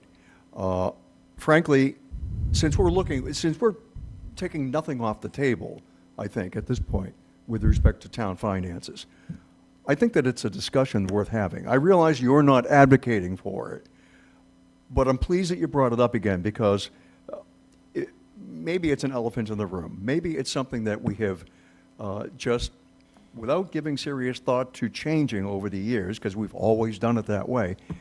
And you make a valid point. I've often asked myself, what has it gotten us? You know, if we have such an attractive commercial tax rate, where is the commerce? Well, I would just suggest, to Mr. Loretti's comment earlier, leaving schools out of it for a moment. But when we look at Perkins in terms of what the impact of police and fire is, I mean, that's certainly much larger than it is for a single-family residential. So, I mean, I think there's some justification for that we can argue that I think the police and fire would say if they looked at Viva and Access that they have a higher number of calls there than they do to a single-family house. So I think there's some justification for it. But again, that's for you all to consider. No, and that's my point. I think it is something worthy of council consideration. Thank you. Thank you, Mr. Chase. Anything else for any councilors? Yes, I have one more question. Okay, go ahead. And I just wanted to know, in terms of advancing this situation, is it possible to have a study that for each percentage point, how much extra income would that generate for the town? We can do that based on, similar to what we did with the diff calculation, anticipating what the size of these projects are. That's something that, I mean, it'll be back of the envelope, but I mean, it'll give you some reasonable scale of what we're talking about in terms of additional income. Okay, thank you. Just one final question, Mr. Rulli, is with the state university system getting eligible grants through the Bright Act that was brought up by the governor this year, and obviously the tie-ins to our water and sewer, do you think we'll have access to any of those funds to deal with our infrastructure as it ties into the university? I don't, and Ms. Robinson and I had a conversation today on enterprise funds, how money, how that goes. I mean, I think that the leverage that we have now in Boston with the university is that the Healy administration is looking to make progress in terms of promoting housing. So the Healy administration has challenged all the state universities to look at underutilized land that they may have. So currently, Bridgewater State and I think Bunker Hill Community College are the only two that have come forward or have sites that could be redeveloped. So our understanding is that DCAM, who's the real estate agent or property manager for the state, is looking to do an RFP for the Plymouth Hale property sometime either the second quarter or third quarter of this year. So we've used that as leverage to say, okay, you need to help us because we are not going to be able to, with what's happening and what people's concerns in the community are. Yeah. You need to help us. Okay. DCAM is not the state agency that can facilitate that. Yeah. That's why we have all those other agencies. That's why, Ms. Robinson, myself, have talked to the Lieutenant Governor on occasion. Mm-hmm. We needed to elevate this. So there is some political leverage that we have with the university. Yeah. They're partnering with us to do that. Great. Wonderful. Thank you. I just wanted to answer that Bright Act question. All right. So seeing nothing else, thank you for that presentation again. We'll move on to Town Manager's report. But wait, there's more. Yeah.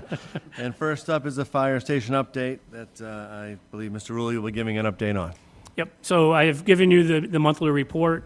If anyone has any questions, I'm happy to answer that. I can still tell you that we are maintaining our ability to stay ahead of schedule, looking for a substantial completion before the end of the year. We are well within our contingency on budget. And Fortunately, we bought out most of the project before we started, so we are not impacted by tariffs or any supply chain issues, which is important. But if anyone has questions or comments, I'm happy to answer those. Okay. Any questions for Mr. Rulli on fire station? Seeing none.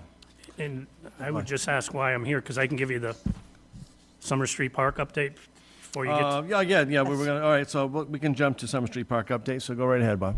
So we are close to finalizing a contract for the design. That design work has to be completed by June 1st of this year. We're very comfortable that that's going to happen. We're just moving paper back and forth between the firm and the town. Construction on that project cannot start before July 1st. That project has to be completed by the end of June 2026. So we're comfortable that we're going to meet all those guidelines. We are conversations with the university. They've committed some funding. Our goal is to have a public meeting in the middle of April to talk about design and get additional community input. Okay. Very good. Any questions for Mr. Rulli on that? Ms. McGrath. Thank you, Mr. President. A resident had asked me, have any of those grants coming to where they're going to expire? I'm sorry? Any of the grants that we got, are they close to being expired, or are we going to be able to get to use them? Well, if you're referring to Summer Street, I mean, that's not expiring. The grants. Any grant that's in my office, I would never let expire without taking the money down. Well, I'll let them know. Good. The other thing. Yep. Very good. Well, he keeps track of that, so I told him I'd ask. The Yep. other question is, and I brought it up before, that driveway that's right next to it. That goes to the property to the rear. Right. So are we going to do something to make a separation so kids or anybody doesn't drugs? Yeah, don't you'll run down see there? that in the design. So we're having a new design. Right. Okay. Is it the same? Is it Melissa? I don't want to get into a Okay. conversation about it in terms of where we're at, but I think everyone's going to be pleasantly pleased in terms of there's more there than just the landscape. We have a building there too that needs to be incorporated. Yeah, I watched when Melissa was speaking about it. It seemed like it was pretty good. Thank you. Any other questions for Mr. Rulli on this? All right, seeing none, thank you, Mr. Rulli, for the You update. fired my boss tonight. We'll go back to the no right turn on North Street update that Councilor Striegel has asked for. So in checking into this, I understand that North Street there is actually school property. It's not a town road, so it's not a place we would automatically put a stop sign. Talking with the highway superintendent, who also reached out to the schools on my behalf, I understand that the folks involved at the schools don't recall there being a stop sign there in the past, and they don't actually see the need to have one. They would prefer not to have one installed. But concern, if there is concern about the traffic leaving and that being safe, we did also reach out to the police department, talk to Lieutenant Hennessy, and we can add some more oversight of that and keeping an eye on traffic leaving, some additional work. But it really is a school decision about whether a stop sign goes there, and their position on it right now is they would prefer not to. Well, I think it was more that it was a right turn. It was a no right turn, not necessarily a stop sign. I'm sorry, you're right, no right turn, yeah. Apparently there was something up at some point, and the resident said that it was no longer there. I figured it might have been an interior decision to just work the flow of traffic at some point. But he brought it up, so I just wanted to at least address it. Thank you. Any other questions regarding that for the town manager? Seeing none, we'll move to the final thing, fire hydrant update requested by Councilor Lindy. So the fire hydrant is the only fire hydrant in the system that is not operational right now. We had planned to do this work last year, but because of a number of other issues in the Public Works Department, we weren't able to address it. It's a little more complicated than maybe in some other locations because the plan is to move it across the street from where it is to the other side, and that requires a permit from the state to open Route 18 to be able to do the work to move it to the other side. So the plan is to address it this summer. I just don't have a specific date for you. Any further questions, Mr. Lindy? further questions. I have just been trying to address it long before you were here, and I'd like to I see- think my impression from staff is that they absolutely would have done it last year if they could have. It just became other things that came up that were more timely to be addressed. I understand. Do you know why the move? No. Okay. I'd like... Great question. I will get you an answer. Yeah, thank you. Any further questions on the fire hydrant? Seeing none, that's it on the agenda for the report. Any requests for the town manager for a follow-up meeting? Seeing none, okay. We do not have any discussion items. Any committee reports that, Mr. Lindy? We'll be addressing this later, but Budget and Finance met tonight at 6:15 and moved items forward for recommendation. Okay, thank you very much. Ms. Striggles? Thank you, Mr. President. Myself and Councilor Loretti were appointed to be on the ad hoc to address the school budgetary concerns and a potential override discussion. We have our first working meeting on Thursday at 4:30 at the superintendent's office, so I'm just putting it out there just because it is listed as a public meeting. Thank you. Thank you, Ms. Striggles. Anyone else? All right, thank you. We will now move to legislation for action. The first one up, Order OFY 25-043, CPC, additional funds for the restoration of the Parthenon frieze in the lobby of this building. I do believe we have an update from Budget and Finance on this. Budget and Finance met tonight and voted 3-0 to recommend it to the full council. I thought you said you put this off. Oh, not the Parthenon frieze. Oh, I'm sorry. Okay. Gotcha. All right. There we go. And so this is certainly up for approval for this evening. So I do have a motion to allot these funds for this project. Motion to approve. Mr. Chase. Second. Second by Ms. Striggles. Ms. Ellenberg. Any further discussion on it? Seeing none, I'll go for a vote. All those in favor of passing this order? Oh, that's right. I'm sorry. We have to do a vote because of our remote Item council. is not listed because Finance didn't vote on it, so it's Gotcha. not on the They agenda. took it off. Okay, great. Thank you. So roll call vote, please. Mr. Loretti? Yes. Ms. Ellenberg? Yes. Mr. Murphy? Yes. Dr. Perry? Yes. Mr. Lindy? Yes. Mr. Chase? Yes. Ms. Striggles? Yes. And Ms. McGrath? Yes. 8 in favor, 0 opposed. Thank you. Next up, we have Order OFY 25-045, acceptance of a donation from Discovery Channel's Expedition X Circle the Globe production. Again, I'll turn it over to Mr. Lindy for the disposition of the Budget and Finance. So Budget and Finance met tonight and voted 3-0 to recommend this to the full council. Thank you very much. And I believe Finance Committee also voted to approve. 6-0. Thank you. Do I have a motion to approve? So Mr. moved. Lindy, second, Ms. Striggles. Any further discussion on the item? Seeing none, I'll ask for a roll call vote for approval. Ms. McGrath? Yes. Ms. Striggles? Yes. Mr. Chase? Yes. Mr. Lindy? Yes. Dr. Perry? Yes. Mr. Murphy? Yes. Ms. Ellenberg? Yes. And Mr. Loretti? Yes. 8 in favor, 0 opposed. Thank you very much. And finally, we have Order OFY 25-047, transfer order for Town Manager's Office. Again, Mr. Lindy, for your disposition. Budget and Finance met this evening and voted 3-0 to recommend this to the council. This is to move the funds. Before we were doing a consultant, and we need to fund the new town manager and all of that. Yep, thank you. Just so And- the public's aware. Sure, thank you. And Finance Committee voted 6-0 as well in favor. Do I have a motion to approve, Mr. Lindy? Do I have a second? Second. Second by Ms. Ellenberg. Any further discussion on the item? Seeing none, I'll ask for a roll call vote on this particular order. Mr. Loretti? Yes. Ms. Ellenberg? Yes. Mr. Murphy?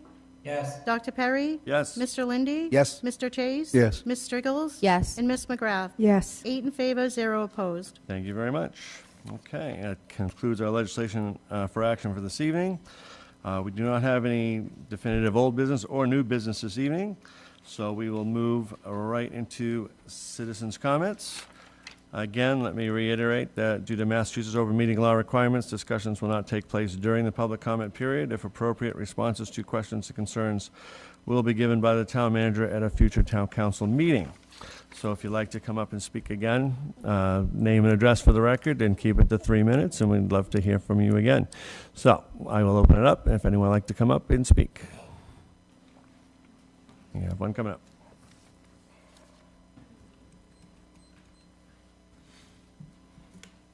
Hi, Janet Hanson, 665 Pleasant Street. Just a timeline of things I have. I would like to know, just everybody would probably know, and now that you've voted to approve Justin, I'm sorry I don't pronounce his last name good, what's the time frame to have him start? So like I know you said you have to go through contracts and everything, but to get some idea, what are we talking about? That would be good to know. I'm sure everybody would like to know that. As far as the train station, that keeps coming up. There was a reason why the train station was not built where in Spring Street, and it wasn't just because it was, the traffic. There was an issue, and have to look back. I was here, lived here when that happened, and there was an issue as to why it wasn't there, and it's that needs to be relooked at. I don't want to see it moved. Traffic. It's no different in this town than any other town. If you go into East Bridgewater, you got a line of traffic. You go into West Bridgewater, from 24 or even 28, you got a line of traffic. Bridgewater, 104, 18, you got a line of traffic. It's no different in any town. We're no different. But there is a survey for 104, and I've looked at it. I've done it. My husband's done it. I feel that it really should be a survey for the people who actually live on it, because it's the people that drive through it. They're making comments, but we live on it, so I don't want to see that it gets wider, because then you're cutting into everybody's property. So that was a question. And I just had a question. I've always wondered, people have private wells. Eventually, I'm wondering if somebody could answer if private wells can eventually affect the water table to eventually affect the town. I'm sure it's probably private wells closer to the town wells, but there's got to be some point where drawing from a private well can affect town. I just curious, maybe it doesn't, but I've never heard of a study, so that would be interesting. And the only other thing I had was on the town website. I still can't get things easily. I'm looking forward to Justin. He talked about upgrading websites he's done in the past, and I'm looking forward to that because it sounded promising. I'm not illiterate when it comes to finding things on computers, but I still can't find. If I do a search, I'm finding everything but. I try to find documents, I try to find minutes, I try to find everything. I can't seem to find what other people seem to, so there's got to be an easier way than having to click on this to get to that, to get to this, to get to that. So I would like to see the website still upgraded. So those are some of the comments I had for tonight, but it would be nice to know what a timeline is now for the new town manager. Thank you. Thank you, Janet. Anybody else like to come up and speak?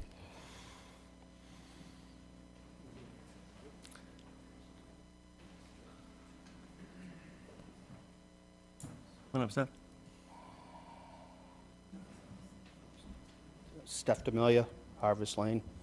I know we talked a lot about the water capacities in Bridgewater and what we do have and what we don't have, but nobody brought up the fact that are we trying to clean the water and have a better quality of water, even though we don't, whether we have enough or we don't, but I don't think that was brought up. I want to congratulate the new town manager. I know you guys worked hard to try to get us as many candidates as you possibly could. Unfortunately, we end up with 2 through nobody's fault. I will like to go on record and say I truly believe Paradigm did not do a good job. No fault of the ad hoc committee, but I just don't think they did a good job. I am happy with the candidates that we did end up with.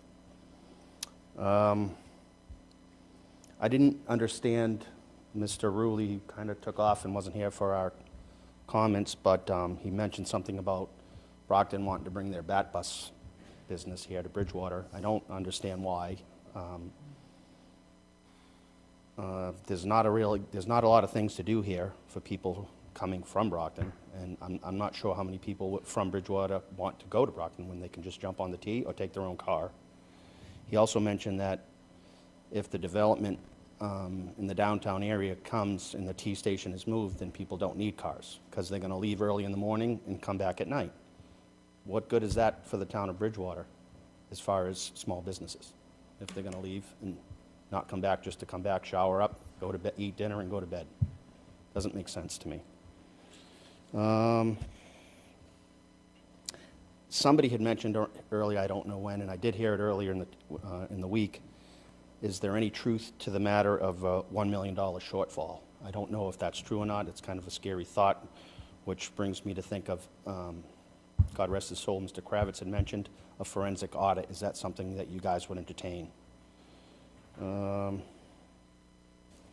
As far as the meeting minutes go, I know this young lady has to do the work and get it out every week, and I noticed there was some mistakes, but do you guys all get the opportunity to review them before they become public?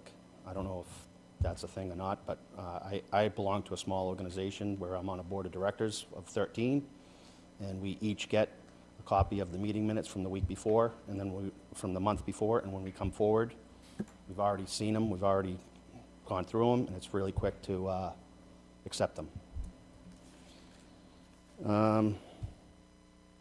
And somebody had mentioned personal wells. Has anybody looked into the possibility, and I don't know if this is a possibility or not, but some people do have wells at their home in Bridgewater, and to get them offline, maybe some kind of incentive with a water filter system or something. That's it. That's all I got. Thank you, Stefano. And thank you all for your time. Thank you. Anybody else? Please come on up.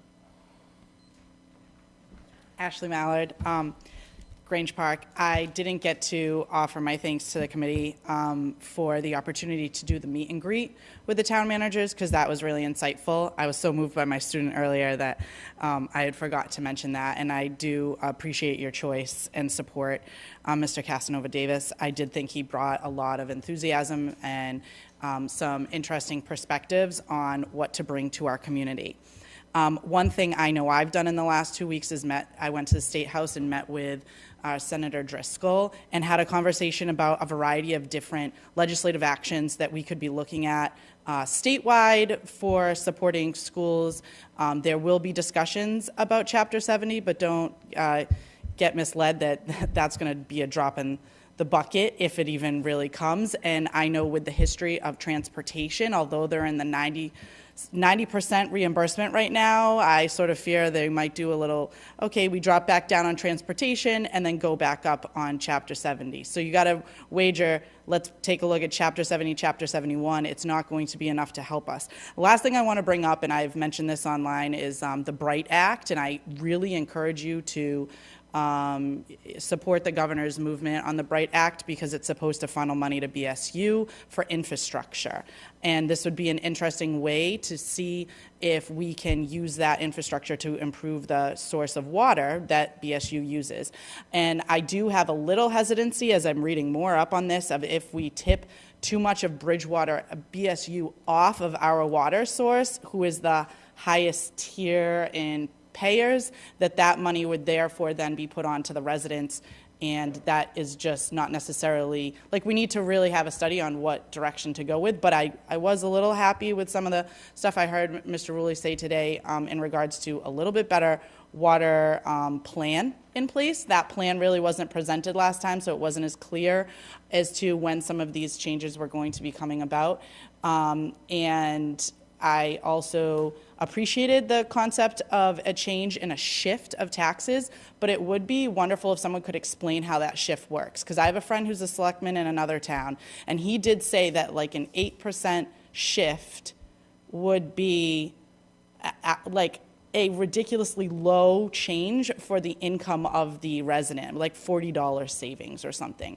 So like you need to really run the studies on that, because then it's like, are you doing, and so I don't know the exact answer, but can you do a raise on just one versus both? So those are things that as we bring this up, and his numbers were wrong, by the way. We are not at 12 something per 11. residency. It's 1183. So we're even worse than that. So it needs to happen, but we want to make sure we do it in a very fiscally responsible way and not trick the community to thinking that they can leverage everything off of the little commercial we have when we're actually probably not getting a significant savings. So I'd like to see those numbers, and I'd love to see them from the school too, but charts, please. Thank you, Ashley. Anybody else? Go ahead, MJ, come on up.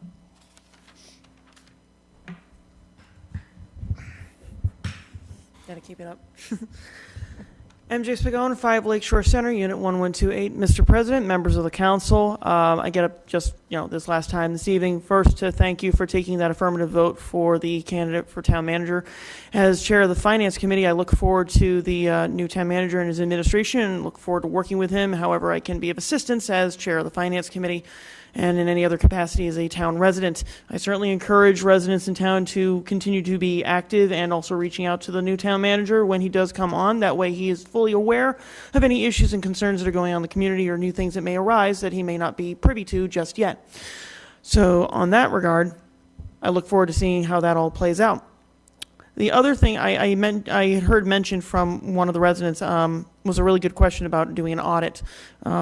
I can speak to a little bit of that as a person who is in municipal finance myself. A forensic audit is usually typically done if something has been so egregiously done badly from a financial or a municipal finance perspective. I believe our current auditor is Rosalia Clark Associates. They do work with many other towns and cities in Massachusetts. You could always ask them to do another individual independent audit. I suspect that they won't find necessarily an issue. If there is any type of budgetary shortfall, it is only because this town has not necessarily fully budgeted its needs in that capacity. Typically, a shortfall only happens because of either increases that are contractual or you have some other sort of capital issue that may have arisen, maybe a one-time repair or some sort of emergency replacement of a capital asset. So for that purpose, a forensic audit would not necessarily be necessary, although it is something to consider if you want to have Rosalia and Clark do a secondary audit from what you've already had done as part of Mass General Law to be required as an annual audit at the end of a fiscal year. As it relates to the tax rate, that is something that you should have a fulsome conversation on. I know speaking with the previous finance director, Mr. Solomonti, basically he said we didn't necessarily have enough of a commercial base to have 2 separate tax rates. But that being said, though, taking a look at the equivalents that we have in some of our friendly neighbor municipalities, I would certainly say right now, just for a start, look at possibly the range of at least $13 on 1,000 up to $16 on 1,000. Start low, work your way up. I know the highest on that list was the town of Avon. They're a town of 5,000 people. I used to work for them for 5 years. They had a budget of $20 million. They got a lot of money out of the larger businesses. They didn't necessarily get a lot out of the small businesses. But their tax rate was more or less leaning towards the taxpayers themselves, not necessarily businesses. They were very friendly to small business. So if small businesses in a town of 5,000 can handle a percent rate of $27.84 on 1,000, we can certainly start with the smaller amount and potentially work our way up and see how it works out. Certainly we do need more data. We do need more study on it, but that is certainly something to consider from a long-term perspective. So with that said, Mr. President, I will yield back any balance of my time. You're right on the nose. Thank you, MJ. Timely as always. Anybody else like to come up and speak? Going once, going twice. All right, thank you to all those that came up to speak tonight, both in the beginning of the meeting and at the end, and again, your presence is always welcome. We will move to council comments. I will start with Ms. McGrath to my left. I don't have anything to say. Thank you. All right, Ms. McGrath. Ms. Striggles. Thank you, Mr. President. I have my second scheduled office hours this Saturday at the Juice Mill from 9:30 to 11. Please come support a local small business and voice your concerns. It will be the second that I've done this month, and I am looking at April dates as well. So as things continue to evolve, I hope to schedule 2 a month from here on out. And I want to also extend a happy birthday to Councilor Ellenberg. And I hope that this year is wonderful for you and that you felt celebrated today. And I also want to extend congratulations to our hopefully new town manager, Justin Casanova Davis, and just commit to being able to work with him in a cohesive and a collaborative way to really focus and hone in on the issues, the real issues that we have in town, because they're robust and they are long-term fixes. So it's not going to be something we can necessarily put a Band-Aid on any longer. We need to rip the Band-Aid off and kind of create some healing here. So I'm really excited about his energy and his commitment to the process, and just excited to see what we can do as far as the town is concerned. Thank you, Mr. Eagles. Mr. Chase. Thank you, Mr. President. And I would also just like to express my enthusiasm for what we hope to be our new town manager. And certainly we've taken all the right steps. We've done all the hard work. I think that thanks are owed to so many people in the community who have put input into that process. And it's been, as you all well know, a multi-month-long ordeal. It's gotten us to this point. I think it's a very important benchmark that we've just reached. I think it's promising. I'm very confident that we can come to an agreement with the candidate, and that's what we're going to be attending to directly. But I'm very happy that we've done that.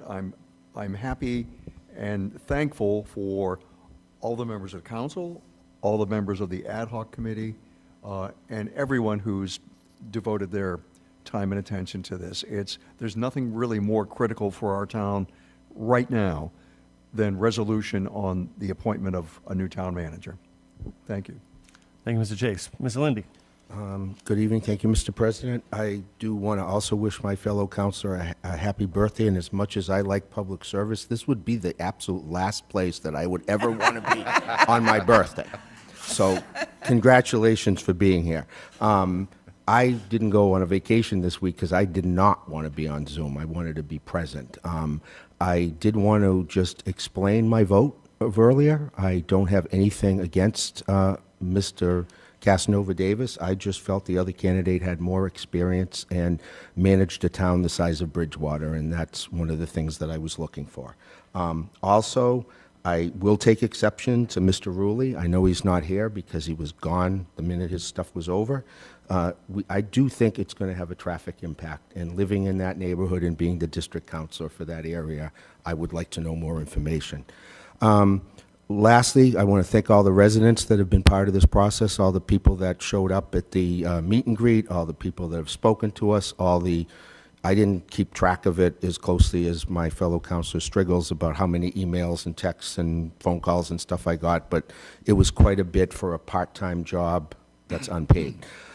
Lastly, I do want to say something, and it will be interpreted as negative, and I'm trying not to make it personal, but at the joint budget and the joint budget meeting with the school committee budget subcommittee, where all of us were in attendance, and I brought up an idea. I brought up an idea to form an ad hoc committee comprising of Bridgewater councilors, the town manager, the budget director, I thought would be the Budget and Finance Chair and the Finance Committee Chair, the Rainham Board of Selectmen, the Town Administrator, the Financial Director from there, the Finance Committee Chair, the BR Schools, the Chair, the Vice Chair, or the Budget Subcommittee Chair, the Superintendent of Schools, and the School Budget Director. And I am upset, saddened, and troubled that I wasn't allowed to provide my expertise to that, Mr. President.